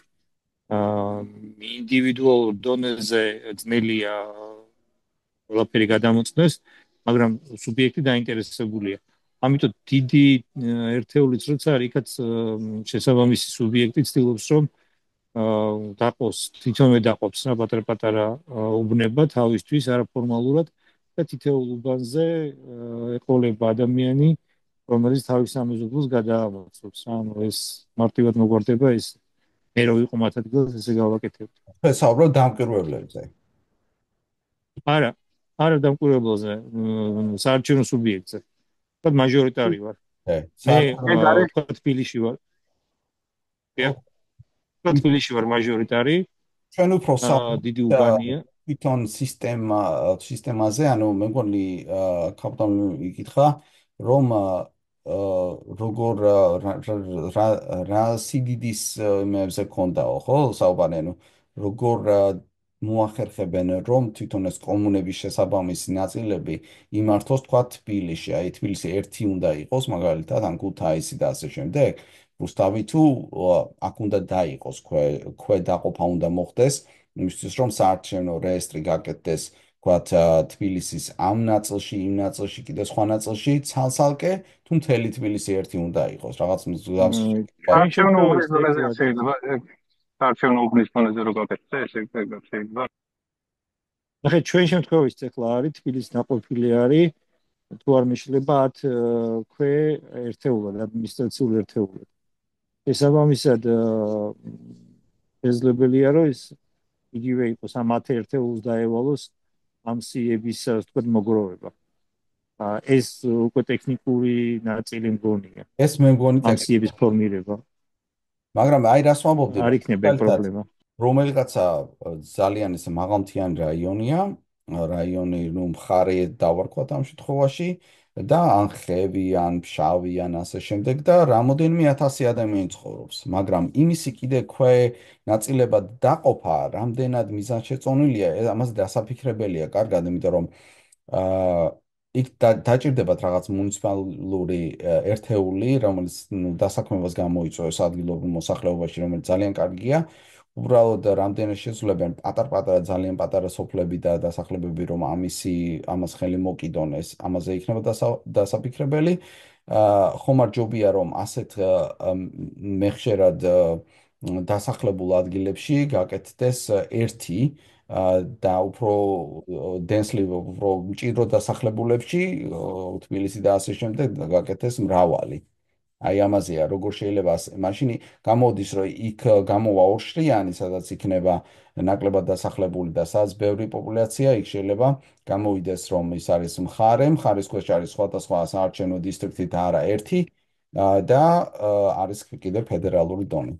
ლილი, გისმენთ? კი ბატონო, ანუ მე რა მინდა იცით, როგორ უყურებ მაგ საკითხს, აი რა მომდის თავში ეგრევე, რომ არ შეიძლება რომ ისეთი სისტემა მოვიფიქროთ ამ სიების შედგენის, სადაც ეს გადამოწმების მექანიზმი არ იქნებოდა საჭირო. ანუ აი ყველა რომ მთლიანად ვენდობოდეთ. ანუ აი ისეთი იყოს თვითონ ეს სია, რომ პარტიებს არ სჭირდებოდეს ეს დამატებითი რესურსი და გაკითხვა და გამოკითხვა. აი რაღაც ეგეთზე რო ვიფიქროთ. ამიტომ აი აქ რაც წერია ჩემს იმაში, რომ 100 ადამიანი, ეს შეიძლება პარტიული იყოს, შეიძლება არ იყოს პარტიული. პარტიებს როგორც ესეთი არ არის აუცილებელი, რომ უნდა მივცეთ რაიმე, ანუ დაჯგუფება 100 კაცის, რომელიც იმ მხარეში ცხოვრობს და უნდა თავის სიის გადამოწმება. და ეს იქნება პარტია თუ რაღაც civil group იქნება, თუ ჯგუფი იქნება, თუ სოფელი იქნება, ამას მნიშვნელობა არ აქვს. და შეუძლიათ რომ შევიდერ პატარა საფასური ან არაფერი არ გადაიხადონ, ეს არ არის აუცილებელი. უნდა დაწერონ იქ რომ ამ სიებს არ გამოიყენებენ ავად და ასე და ასე და ასე, რაღაც უნდა იყოს ესეთი ენით დაწერილი, რომ არ გაუშვას, რომ უბრალოდ ეს გამოიღოს სია და გააბაზროს სადაც უნდა. და შემდეგ ექნებათ ამაზე access-ი და შემდეგ როდესაც განიხილავენ რომ კი მართლა მის ამ ადამიანს ხმა არ მისცა და ასე შემდეგ შემდეგ შეიძლება გამოაქვეყნონ თავისი დასკვნა ამის შესახებ ოღონდ სახელების გარეშე და შემდეგ ეს ლისტები რაც მათ გადაეცათ უნდა იყოს განადგურებული. აი ამით დამთავრდება, ძალიან საკმაოდ მარტივია, თუ არა და აი რანაირი მექანიზმი უნდა მოვიფიქროთ ისე რომ ყველას ინფორმაცია თან დაცული იყოს და თან ყველასთვის დაცული არ იყოს. როგორც მინიმუმ გასაჩივრების ფანჯარა მაინც უნდა იყოს, რავი, ახლა დაზღვეულია, რავი, არაფრისგან არ შეიძლება რაღაცა ერორი მოხდეს ან რაღაცის გაუთვალისწინებელი შემთხვევა. როგორც მინიმუმ ეგ მაინც უნდა იყოს. ეგ იკითხეთ ლილი, თუ კიდე სხვა რამე იკითხეთ, აი რა წარმოიდგინეთ? ეგ თქვენ ახლა რაც თქვით პასუხში, ეგ უფრო ეხება არჩევნები რო ჩატარდება, შემდეგ რო გადამოწმდეს. და მე ვამბობ, აი თვითონ სიების სანდოობა რო იყოს გარანტირებული თავიდანვე რა. იმიტომ რომ ეხა ფაქტია, რომ ჩვენ როგორ მდგომარეობაში ვართ, რომ შეუძლებელია. შეუძლებელია, ანუ ესე ფიქრობ, პრაქტიკულად შეუძლებელია, კი. მაგრამ ლილი, წარმოგიდგენთ, მე შეიძლება არჩევნების დღე საერთოდ არ არის, ხო? მაგრამ შემიძლია რომ შევიდე და ვნახო ეს სია. აი თუ შევიკრიბებთ 100 ადამიანი და რაღაცას მოვაწერთ ხელს, შეგვიძლია მივიდეთ და ვნახოთ. მაგრამ რა იქნება საინტერესო აქ? თქვა დღეს ვნახეთ ეს სია და ხვალ ზეგ და მასის შემდეგ ამ სიებში საკმაოდ იცვლება ინფორმაცია. თუ რაღაცა ისეთი ცვლილებები ხდება, ანუ დიდი ცვლილებები, ეს იწვევს მაგალითად შვეიცარიაში red flag, ანუ რაღაც წითელი დროშა ედებაზე და ამბობს, რომ აქ რაღაც ხდება. ანუ სტატისტიკური ინფორმაცია ამბობს, რომ რაღაცა შეიცვალა მნიშვნელოვნად, რომელიც შემდეგ იწვევს ეჭვს და მე მიწვევს, რომ მივიდე და შევამოწმო კიდევ, რომ აბა რა აი, თქვენ ახლა რაც თქვით, ეგ ძალიან კაი მომენტია. ანუ სისტემა რო იმახსოვრებდეს და აჩვენებდეს, დროის ამ პერიოდში რამდენი ლოგი გაკეთდა და რამდენი ინფორმაცია იქნა ან შეტანილი, ან გამოტანილი, ან რაღაც. ნუ რამდენი ცვლილება განხორციელდა. და რაც თავარია ლილი, იქ ამაზე ესეთნაირად ეწერა, რომ თუ ვიღაცა შედის და ცვლის ამ ინფორმაციას, იქ აბსოლუტურად წერია ამ ადამიანის ინფორმაცია შეიყვანა ამა და ამან. ანუ პასუხისგებლობის ფაქტორიც არის. ეგეც ძალიან მაგარია, კი. ეგეც ძალიან მაგარია და აი უბრალოდ ახლა არ მინდა რომ გავუსწრო წინ და იმაზე ვიფიქროთ, რომ აი როგორი სოლუშენი ჰქონდეს ამ საკითხს, მაგრამ რო ფიქრობ ახლა მაგ სიაზე, აი რაღაც კუსტარულად ხდება გადამოწმება და კუსტარულად კი არ უნდა ხდებოდეს, უნდა ელექტრონულად ხდებოდეს, უნდა გამჭვირვალედ ჰქონდეთ ამ პარტიებს ხელმისაწვდომობა თავისი პასუხისგებლობით. აი თქვენ რასაც ამბობთ, რომ გაუთქმელობაზე და გაუვრცელებლობაზე უნდა მოაწერონ ხელი და მე პასუხი უნდა ააგონ ამ ყველაფრის გამო, ხო? იქ სანთლით უნდა ვეძებთ შემთხვევები, როდესაც ესეთი რაღაც მოხდება, რომ დაიდოს ისტორიაში, რომ ესეთი რაღაცა ვიღაცამ ეცადა და აგერ ახლა ისინი ისჯებიან. ისევე როგორც ვიღაცამ ხმა გაყიდა და ასე შემდეგ, რომ ამის პრეცედენტი უნდა დადგეს და ეს დაურჩელობის საკითხი არ უნდა იყოს როგორც სტატუს კვო. ზანეთათა. ჩემი აზრით შვედეთს აქვს ეგ კარგად. ერთი რომ სიის ფორმირება ხდება პირდაპირ საგადასახადო ორგანოს მეშვეობით, რომელსაც ყველაზე ზუსტი სიები აქვს. და როცა საარჩევნო სისტემას გადაეცემა, მე უკვე ცვლილებების საჭიროება არაა. თუმცა ჩვენ შეგვიძლია რაღაცა დამატებითი დაცვის მექანიზმი დავუყენოთ, სადაც გარკვეულ ჯგუფს ან მხარეს ნებისმიერ დროს ექნება შესაძლებლობა, რომ რეპორტი ამოიღოს, რომ აი ბოლო 1 თვის განმავლობაში რა ცვლილებები შევიდა და ეგეც უნდა იყოს უფრო რაღაცა ფორმალური პროცესი, მაგალითად გასაჩივრების თვალსაზრისით. თუ ჩავთვლით, რომ სია, რომელიც მოდის საგადასახადოდან, არის სრულყოფილი 98%-ით, შემდეგ უნდა დაუშვათ ის ფაქტიც, რომ რაღაცა drastic changes არ უნდა იყოს, რაღაც ძალიან დიდი ცვლილებები და მაგის გაკონტროლება მოხდება საყოველთაოდ შესაძლებელი, ან რაღაცა გარკვეული ჯგუფთაბიერი იქნება ეს ხელმისაწვდომი, რომ აი live register შევიდეს საარჩევნო სიის გვერდზე და უშვათ ან რაღაცა გაქონდეს თქმა ერთი გზით ან მეორე გზით, რომ ამოიღოს რეპორტი. კი, აი მაგალითად ამ პერიოდში ვინ შეცვალა, რა შეცვალა, რამდენი დაემატა, რამდენი წაიშალა. ეთანხმები. და ეს იყოს ყოველთვიური რეპორტი იყოს თუნდაც და განგრძობითობაში გრაფა იყოს ესეთნაირად, რომ ამ მხარეში პოპულაცია, რომელიც ხმის მიმცემია, ასეთნაირად არის და ანუ ვიცით ადრე რა იყო და დღეს რა არის. კი, აი სტატისტიკური ისეთ იგივე თემაა დაახლოებით რა. დათა თქვენ გაქვთ ხელი აწეული. დათა ბოდიში მეჭერი მე მგონი და ბოდიში. არაფერია. შეგახსენებთ, ანუ რომ ჩვენთან პრინციპში კიდევ უფრო ავტომატიზირებულია, იმიტომ რომ ფინეთის მსგავსად იბადება თუ არა ადამიანი, ენიჭება უნიკალური ID. ანუ საგადასახადოში არის გადამხდელები რეგისტრირდებიან. და თქვა ამერიკის შემთხვევაში კიდე ყოველწლიური რაპორტინგია საჭირო და აქ ავტომატურად არის ფელსია. ერთი არის მოკლედ ანუ ჩვენ ვიცით ყველა მოქალაქე უნდა ვიცით თქვენში ყველა მოქალაქე რომელიც ცოცხალია ამ სამოქალაქო რეჟიმში მათ შორის გარდაცვალებაც აისახება.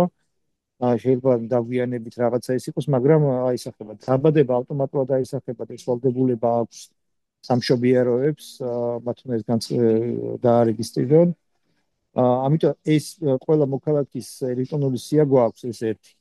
მეორე უბრალოდ საქმე ისაა, რომ მნიშვნელოვანი იქნება დაინტერესებული მხარეებს ჰქონდეთ საშუალება ამოწმონ ვინმე ხო არ არის მიმატებული.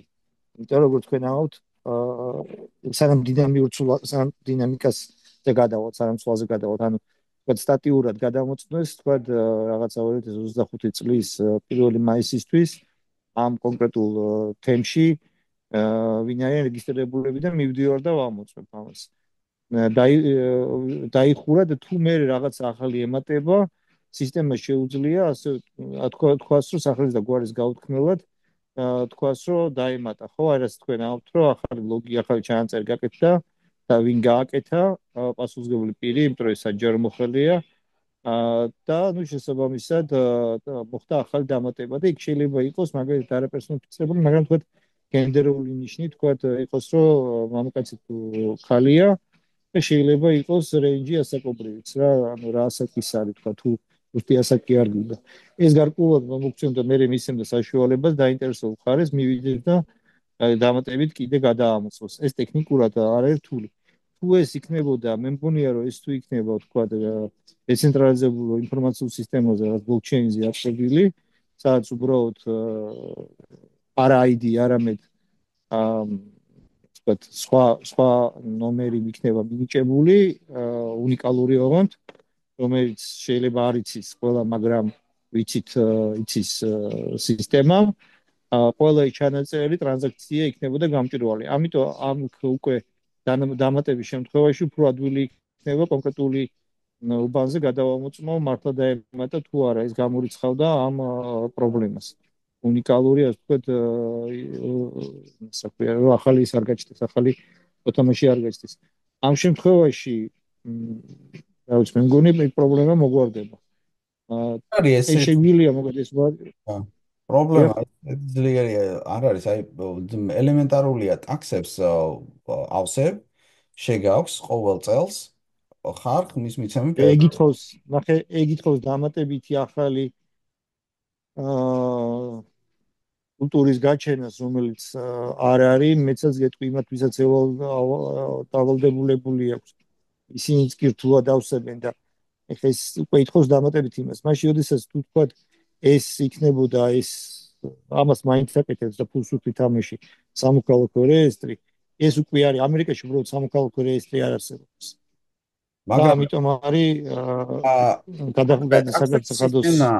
საგადასახადო სისტემა ხმის მიცემის სისტემასთან არ ლაპარაკობს აქ. ეს არის უფრო DMV, ანუ მანქანების მოწმობის აღება და ჩვეულებრივი ID-ების აღება და ჩვეულებრივი რეგისტრაციები. მაგრამ აი როგორც არის შვედეთში, იქ არის ეს სისტემა, რომ როდესაც ტაქსებს იხდი, თან რაშია საქმე, თუ ვიღაცას უნდა რომ მოითხოვოს დახმარება, იმიტომ რომ შემოსავალი არ აქვს, ხო?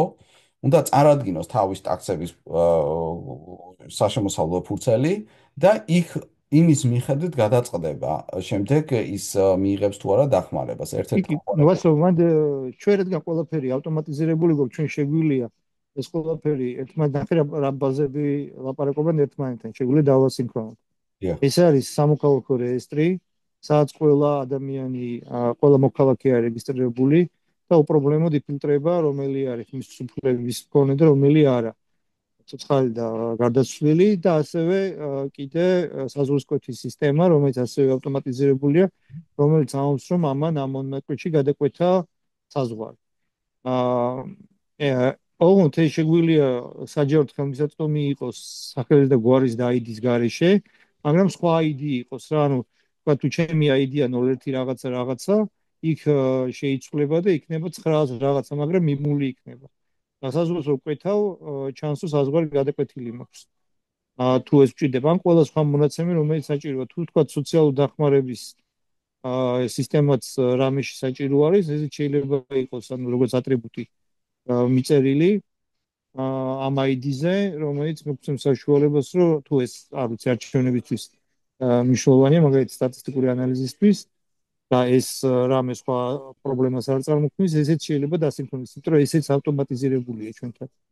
აქ არის ეხლა ლაპარაკი კოორდინაცია იქნება საჭირო, მაგალითად გაფრინდა, ხო, ქვეყნიდან. ეს ფედერალურმა ნაწილმა უნდა გაუგზავნოს მხარეს და უთხრა რომ ეს ამ ადამიანმა და და გაგზავნოს არ უნდა, ნახე ეს ხო მანქანურად არის, მანქანები უბრალოდ ერთმანეთ ანუ სერვერი თქვა და საზღვარგარეთის მონაცემთა ბაზა მისი მონაცემები იქნება დასინქრონებული იმასთან რა ქვია, აი ამ საარჩევნო რეესთან, რომელიც ამ ინფორმაციას იძლევა.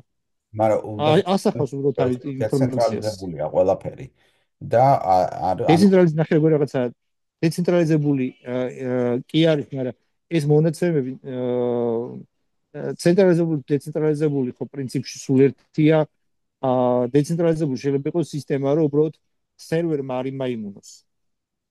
ანუ სერვერზე ვიღაცამ არ იმაიმუნოს, მაგალითად სამოქალაქო რეესტრმა და მისმა თქვა ადმინისტრაციამ არამატ ზომიერი ტრანზაქცია არ განახორციელოს.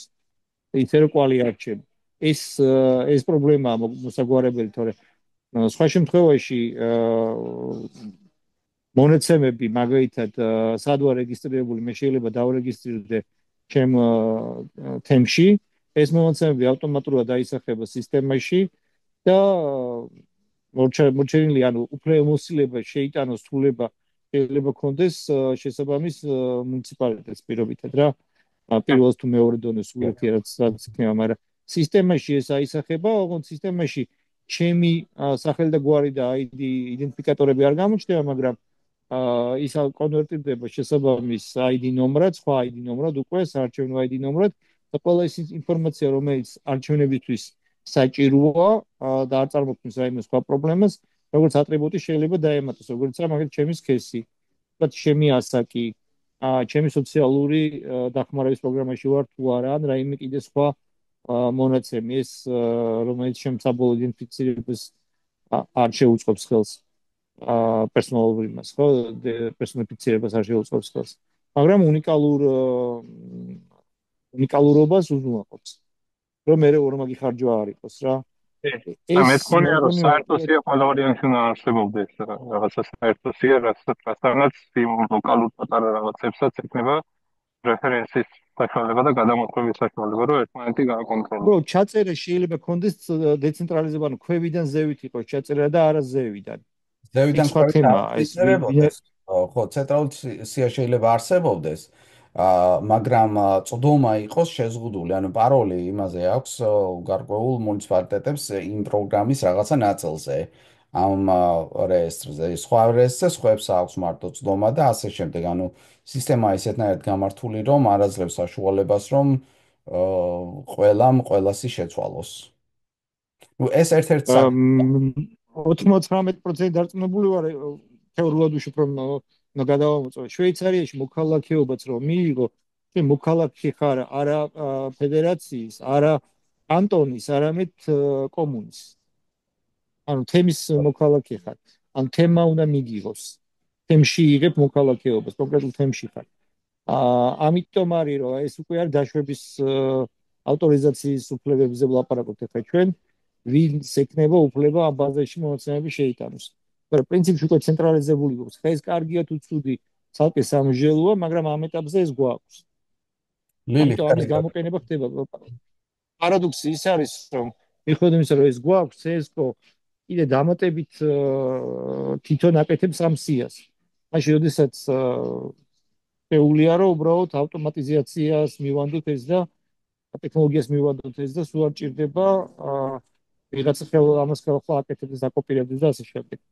და მოგონებთ აი ეს მან სხვა იჭდება რომ არამალთ ზომიერი სერვერზე backdoor манипуляция არ იყოს.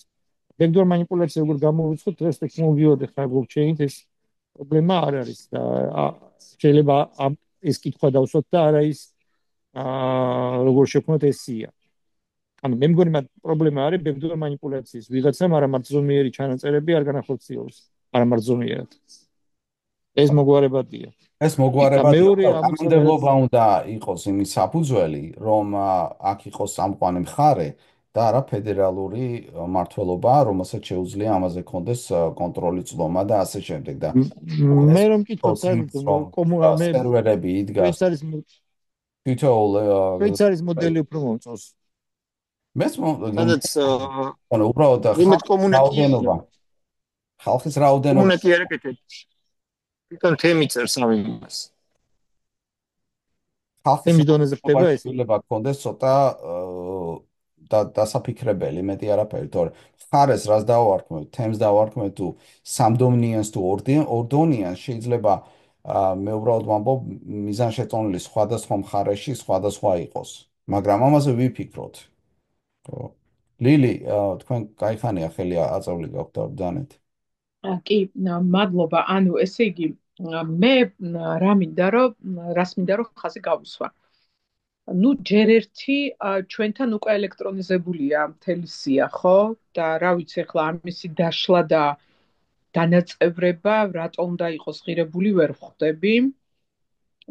იმიტომ რომ უკვე გვაქვს ეს შეკრული, თან ძალიან პატარა სახელმწიფო ვართ და არც მოსახლეობა ყავს იმდენი რომ რაღაცა გვიჭირდეს და ვერ აღურიცხავდეთ თითოეულ მოქალაქეს. თან ჩვენთან მართლა პირად ნომერზეა ეს მიკრული და მიბმული, ასე ვთქვათ, სია და არ გვაქვს, ასე ვთქვათ, თუ პირადი ნომრით დარჩება იდენტიფიკაცია, მაშინ არანაირი ახალი ტიპის სიის შექმნის საჭიროება არ იქნება და თუ თქვათ ახლა დათარასაც ამბობდა რომ მაგალითად ამომრჩევლის ნომრად გადაიქცეს ეს და რაღაც ბლოკჩეინებში ესე ჩაშენდეს, ხო?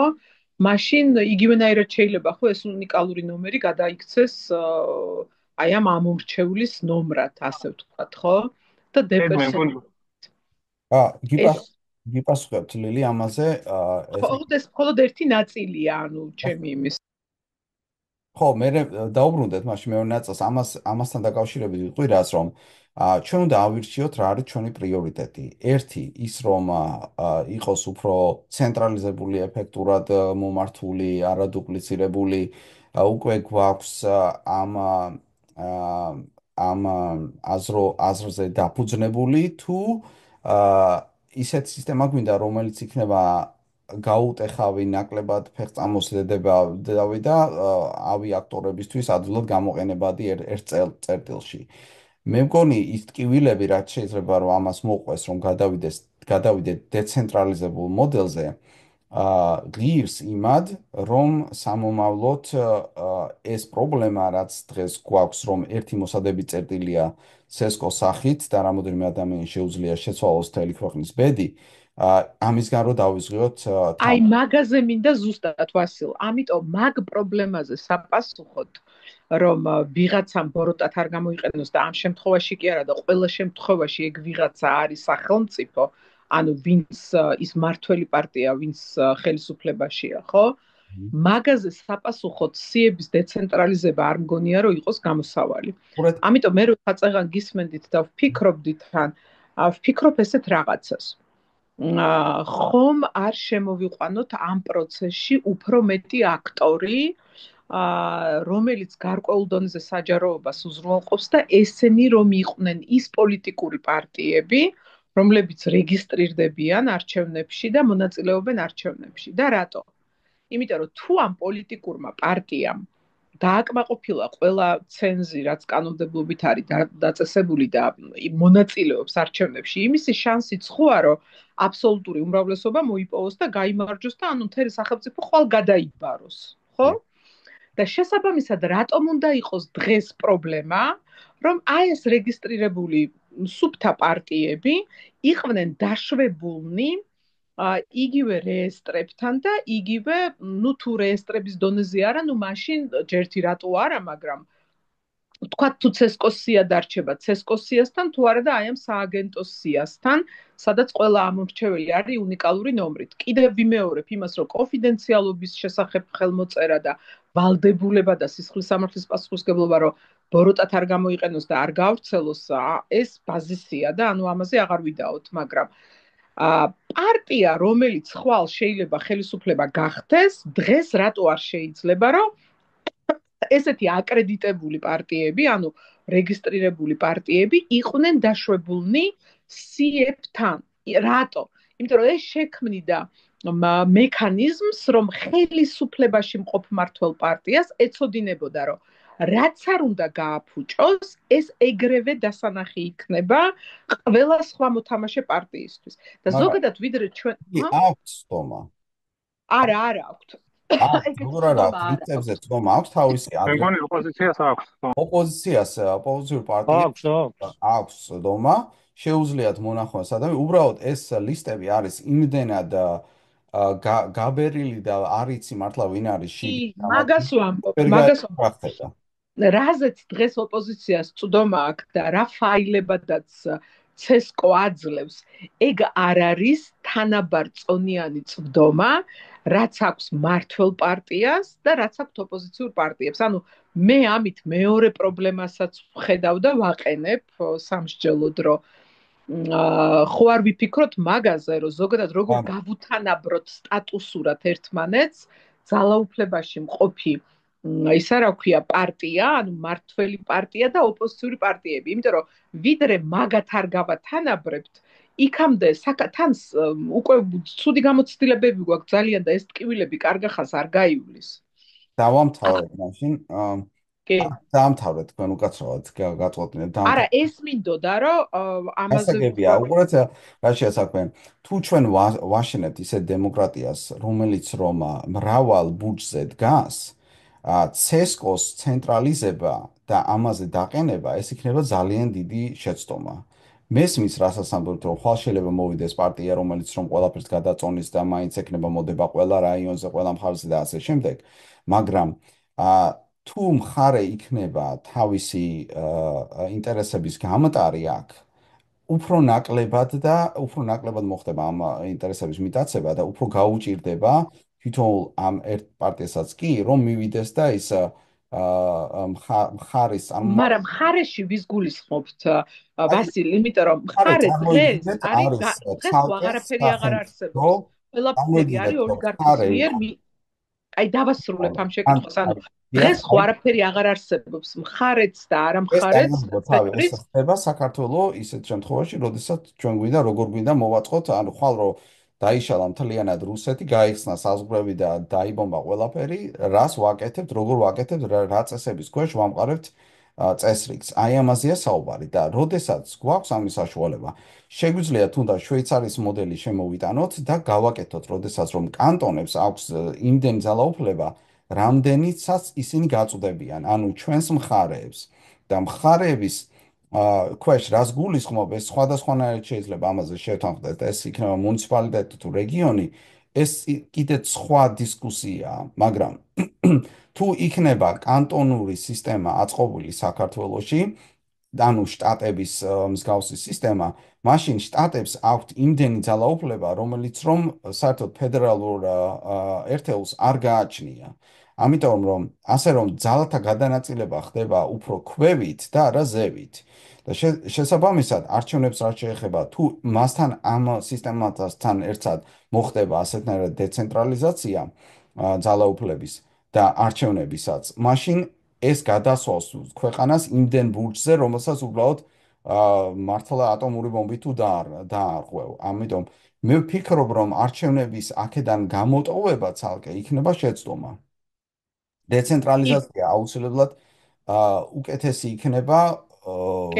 ჩაგეკითხებით მაშინ მაგაზე ვასილ, ამ დეცენტრალიზაცია, ამერიკისთვის და შვეიცარიისთვის ეგ ბუნებრივი მდგომარეობაა, იმიტომ რომ ფედერალური მოწყობის სახელმწიფოები არიან და ძალიან ბუნებრივად იტანენ ასეთი ტიპის დანაწილებას, მაგრამ საქართველოში სამწუხაროდ და სხვადასხვა არა მხოლოდ საქართველოში, აი შუა აზიის ქვეყნებს აქვთ იგივე მდგომარეობა ზუსტად, როცა რეგიონული დაყოფა და დეცენტრალიზება კი არ გადის შვეიცარული და ამერიკული მოდელისკენ ფედერალიზმის. არამედ მიდის ადგილობრივი ფეოდალების გაჩენისკენ. ანუ მე მაგაში ვხედავ პრობლემას, რომ დღემდე არსებული გამოცდილებით იქ ადგილობრივი ავტორიტეტები წამოყოფენ თავს, ვისაც მეტი ფული აქვს, მეტი გავლენა აქვს, მეტი კავშირი აქვს, მაგალითად ოლიგარქთან, ან ვიღაცასთან არა აქვს მნიშვნელობა ოლიგარქიც რო არ იყოს. და უფრო ტენდენციაა, რომ დაიყოს პატარა სამთავროებად, ანუ ფეოდალებად, ვიდრე ის, რომ კანტონებად და რაღაც შტატებისკენ გადაიხაროს.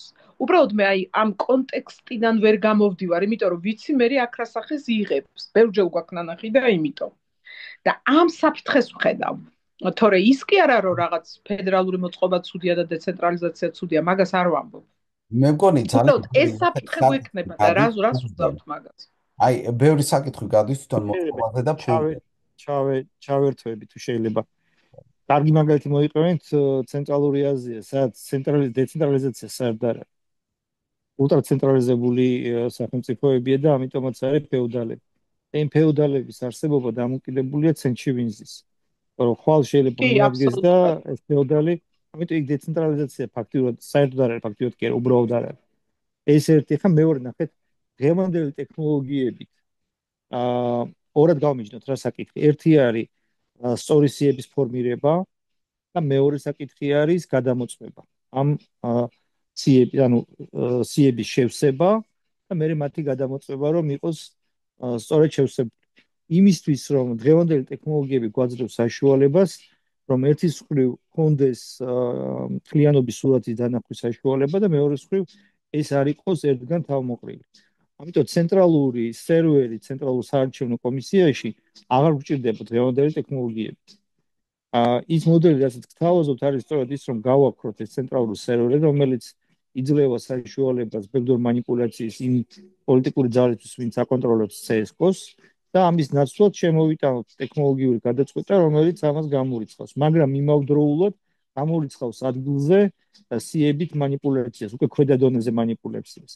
თუ ჩვენ გვაქვს ID და უფლებამოსილება ამის მოქალაქეების რეგისტრაციის მაგალითად ექნება თემს თუ მუნიციპალიტეტს ხა სალკე სამჯელოა, სხვა შემთხვევაში შეიძლება სხვადასხვა იყოს. ეს ჩვენ გვაძლევს საშუალებას, რომ ერთის მხრივ ქვევიდან ანუ მხოლოდ მათ აქვს ავტორიზაციის უფლება და თუ ერთიგივე ადამიანს და ის რო გვაქვს ID, ეს გამორიცხავს ორმაგ ერთიგივე ტიპი ორჯერ დავარეგისტრიროთ, ხო? ანუ ავტომატურად სისტემა ამას დაინახავს, რომ ეს ტიპი უკვე სხვაგან რეგისტრირებულია. ეს დაგვიცავს მაგის გარო არ გაბერონ მუნიციპალიტეტმა არ გაბეროს სიები.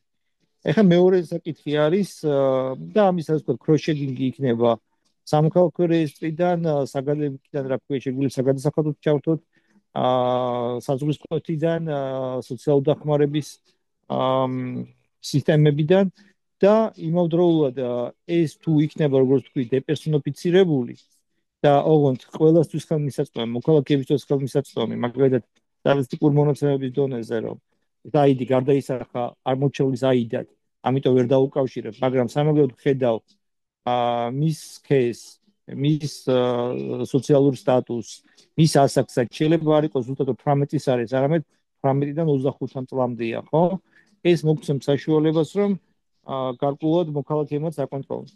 მეორე გადამოწმებაში გეთანხმებით, რომ გაიზარდოს დაინტერესებული მხარეების უფლებამოსილება, როგორც ინდივიდების, ასევე ავტორიზირებულ სუბიექტების. ეს შეიძლება იყოს, თქვათ, პარტიები, ეს შეიძლება იყოს, როგორც ვთქვათ, მაგათ ასკაციანი სადამკვირვებლო ჯგუფები, რომლებიც ამბობენ, რომ აი მე გავიარე ავტორიზაცია, ეს შესაბამისად შემიძლია გადავამოწმო.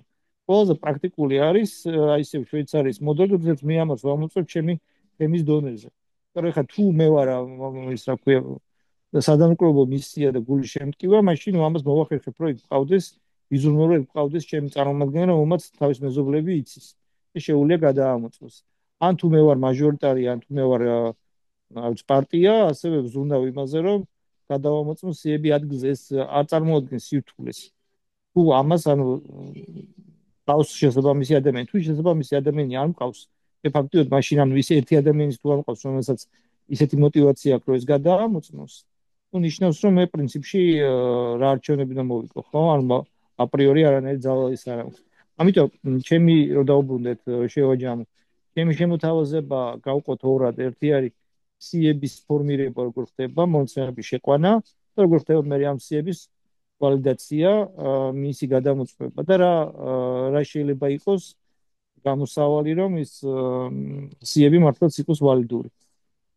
ის ვარიანტები რაც ითქვა იყო ის მათ შორის ის რომ ეს ბლოკჩეინზე თუ იქნება და ეს ID უკვე გადაყვანილი საარჩევნო ID-დად და ყველა ახალი ლოგი ინფორმაცია მომდის თქვა მე შემიძლია დავრეგისტრირე და მომივიდეს ლოგი რომ ვიღაცა ახალი დარეგისტრირდა ამან და ამან შეიყვანა.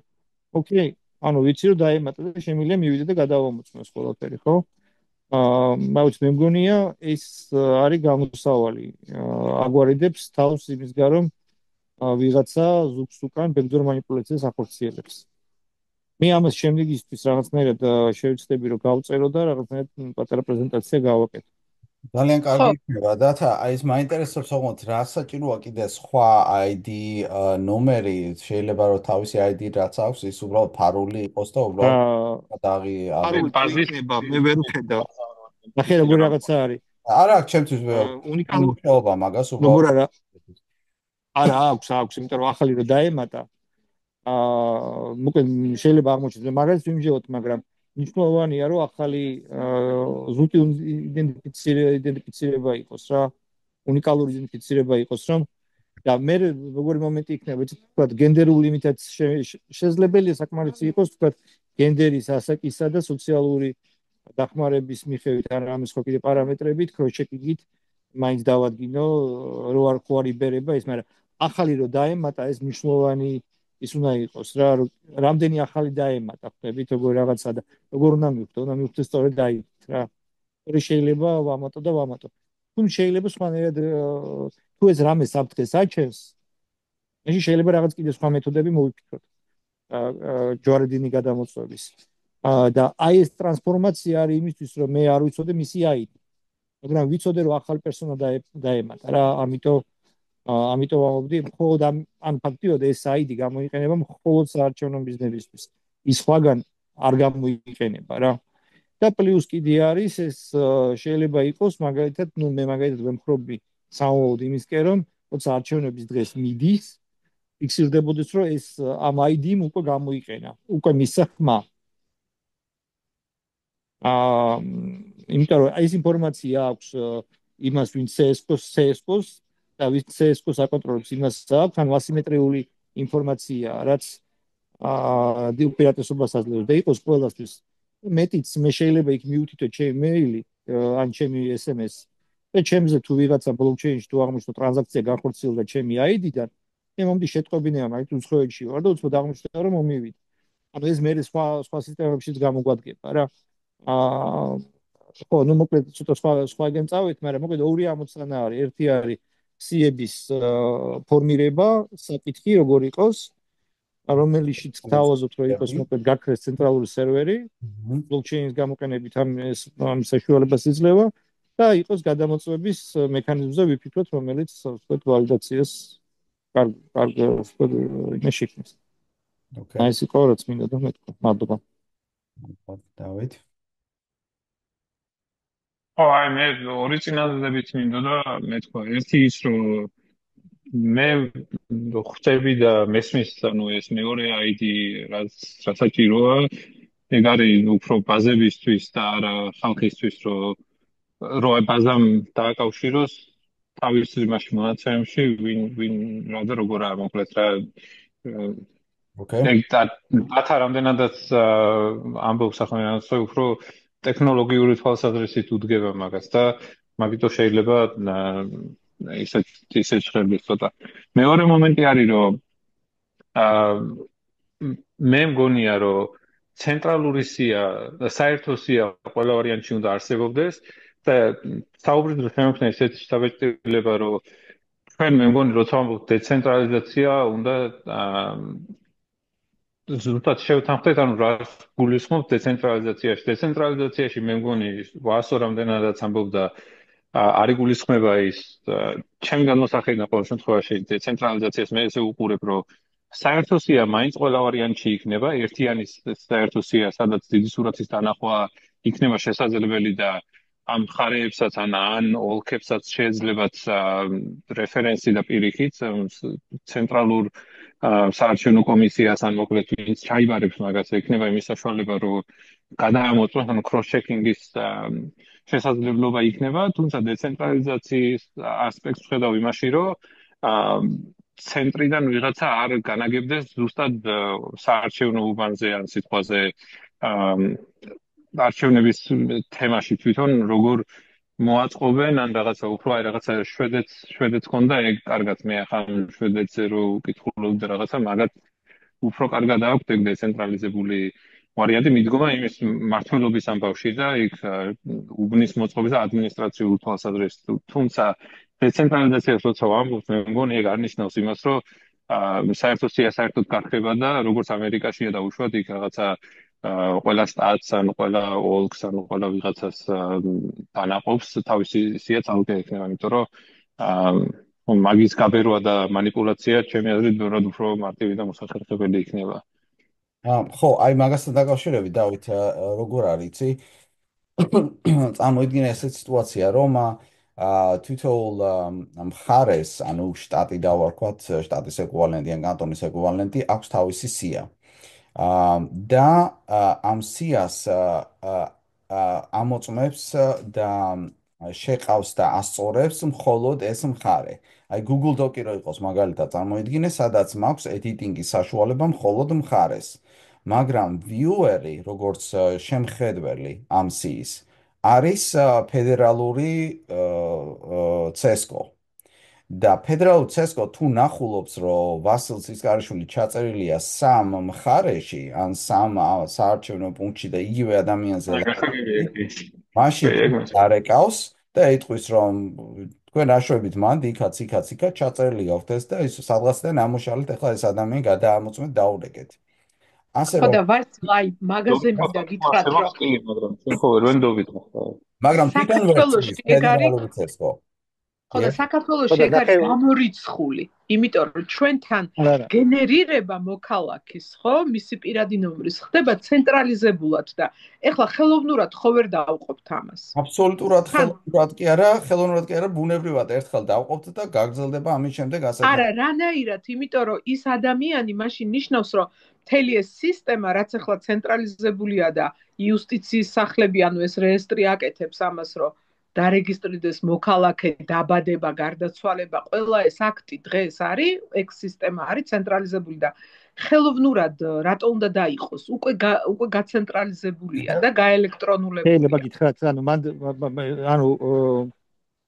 ნახეთ როგორ რაღაც არის ეხლაც უბრალოდ ცენტრალური სამინისტროს ქვეშაა თორე ადგილობრივი ბიურო ადგილობრივი ერთეულები არის ეს იუსტიციის სახლები ადგილობრივი ერთეულებია ანუ არანაირი პრობლემა ტექნიკურად იმის არ არის რომ ეს ყველაფერი გადაეცეს ხო მაგრამ უკეთესად რა იქნება დათა ანუ აი ცუდად აღრიცხავე აი აუქსმი კი ანუ ეხლა შეუძლია დაურეკოს იუსტიციის მინისტრს და რაღაცები იმაიმუნოს ნახეთ ის პრობლემა რაც ჩვენ გვაქვს ის რა ქვია ერთიანი სურათის დასანახად დეცენტრალიზებული სისტემებში დღევანდელ სისტემებში არ ცენტრალური სერვერი არამედ დეცენტრალიზებული სისტემებში ეს უზრუნველყოფს ანუ ჩვენ მივიღებთ კლიან სურათს რომ არ იყოს მაიმუნობა მაგრამ არ იქნება ცენტრალური სერვერი რომელიც შეიძლება იყოს манипуляციის საშუალება ამაზეა ახლა ლაპარაკი ანუ ტექნიკურად აი შემდეგი შეხვედრისთვის მოვამზადებ მე უბრალოდ ამ მოდელს და გაჩვენებთ ეს არ არის პრობლემა ნახეთ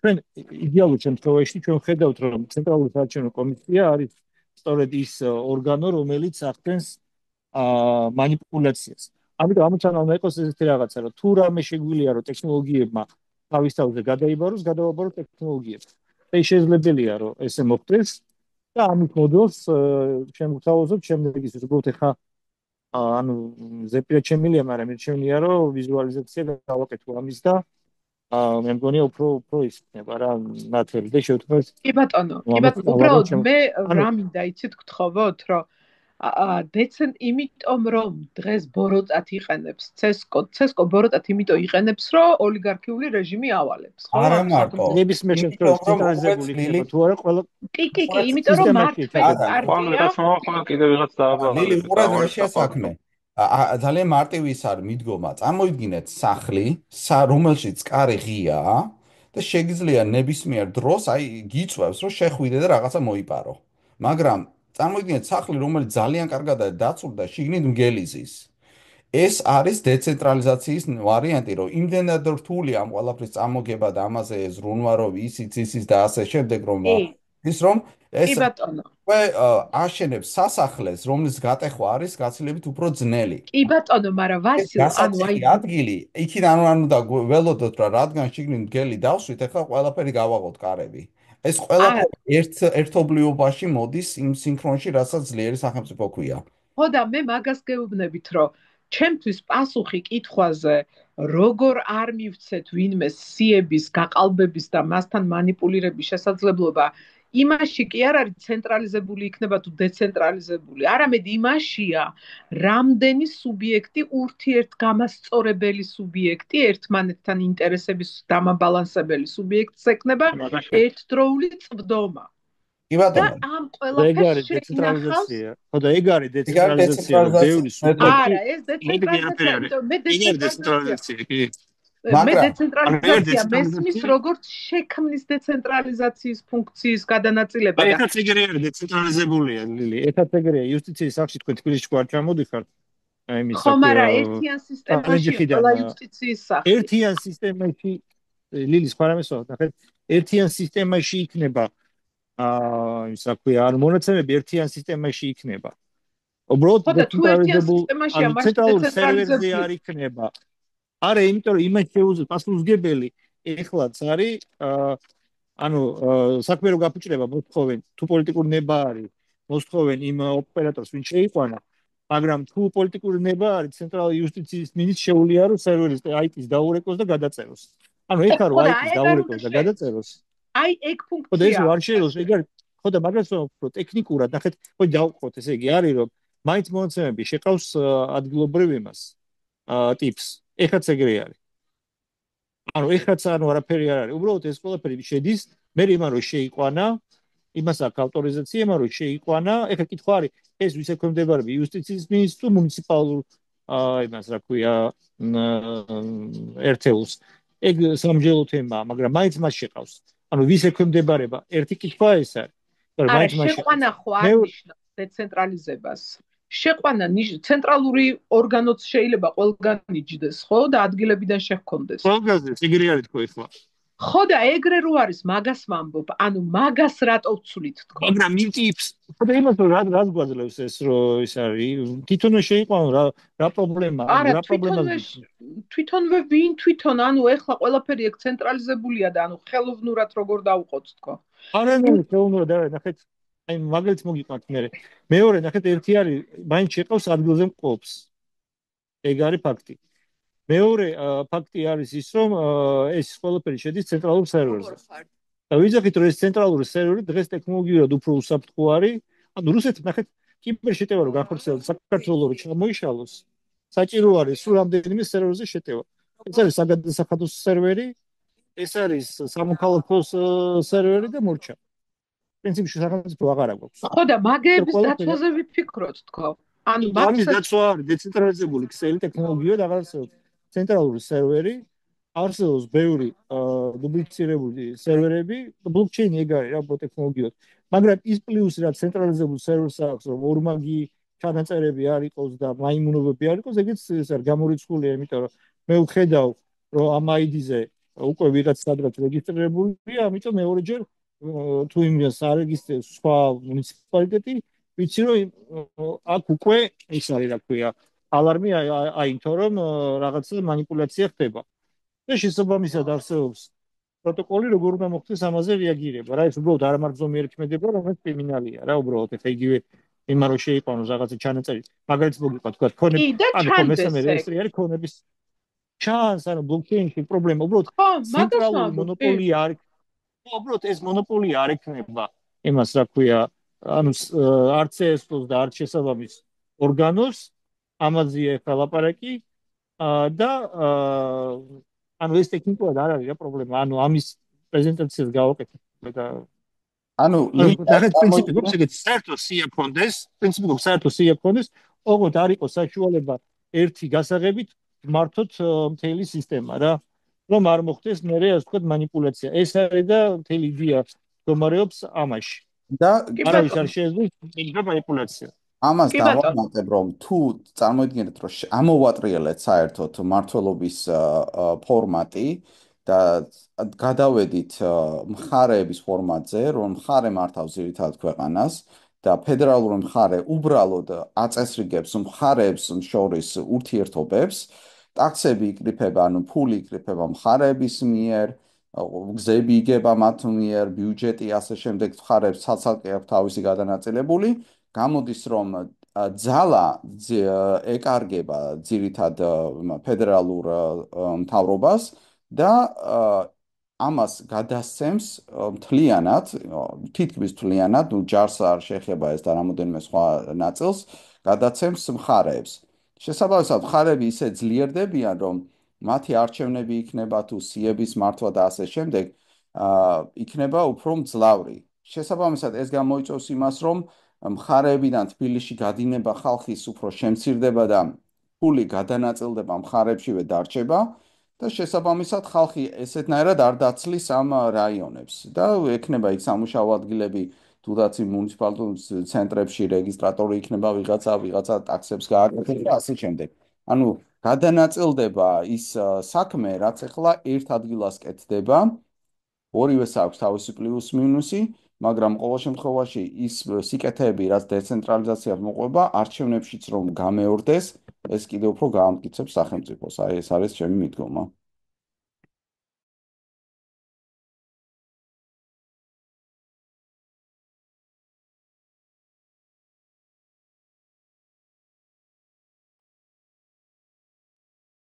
კარგით, მეგობრებო, მაშინ ბოლოსკენ გავიდეთ. და კარგი დისკუსიებია, ეს აუცილებელია ესეთი რაღაცებზე ვიმსჯელოთ, ვიკამათოთ კიდეც. და შემდეგისთვის დავისახოთ მიზნად, რომ ეხლა ჩვენ ყველანი რაღაც ამაზე მოსაზრებების და ფიქრის იმაში ვართ და ხანდახან ერთი დღე მაინც უნდა დაიძინო რაღაც იდეაზე, რომ მოიფიქრო, იქნებ სხვანაირად ჯობია და აწონ-დაწონო პლუს მინუსებით. ესე რომ შემდეგ შეხვედრაზე ისე გავაგრძელოთ ამ თემაზე საუბარი. და ნელ-ნელა დავიწყოთ იმ ადვილი გადაწყვეტილებების კი არას მიცემა, რაც ნაწილი ჩემს ტექსტშია ჩამოწერილი, ნაწილი თქვენ შეგიძლიათ ჩაამატოთ და თქვათ, რომ ოკეი, ეს makes sense და მოდი გავაკეთოთ ეს და ამაზე თანახმავართ. ამაზე არ ვიცი ჯერ დავიცადოთ, კიდე აწოლ-დაწონოთ და ნელ-ნელა შევუტიოთ აი ამ პრობლემებს, რომ რაღაცებზე დავიწყოთ შეთანხმება. და კიდევ ერთი, თუ თქვათ არის ცენტრალიზებული მოდელის გამტკიცების ან გაუმჯობესების და ასე შემდეგ ვარიანტები და ლილი თქვენ ფიქრობთ რომ ამ მხარეს შეგიძლიათ რომ წარმოადგინოთ არგუმენტები რატომ დავტოვოთ, მაშინ შეგვიძლია ესეც გაკეთდეს და გაგრძელდეს ამაზე ორივე მხარეს საუბარი და შემდეგ შევთავაზოთ ადამიანებს უფრო ფართო საზოგადოებას ორივე ვერსია. კი ბატონო, ეგრე გავაგრძელოთ მაშინ. კარგით, მეგობრებო, ძალიან კარგი, მადლობა რომ შემოგვიყვანეთ. მადლობა. უდიდესი მადლობა ვასილ. კარგად, ალბათ როებით. მადლობა ნახვამდის. და ბედნიერი აღდგომა ყველას. მადლობა. ნახვამდის.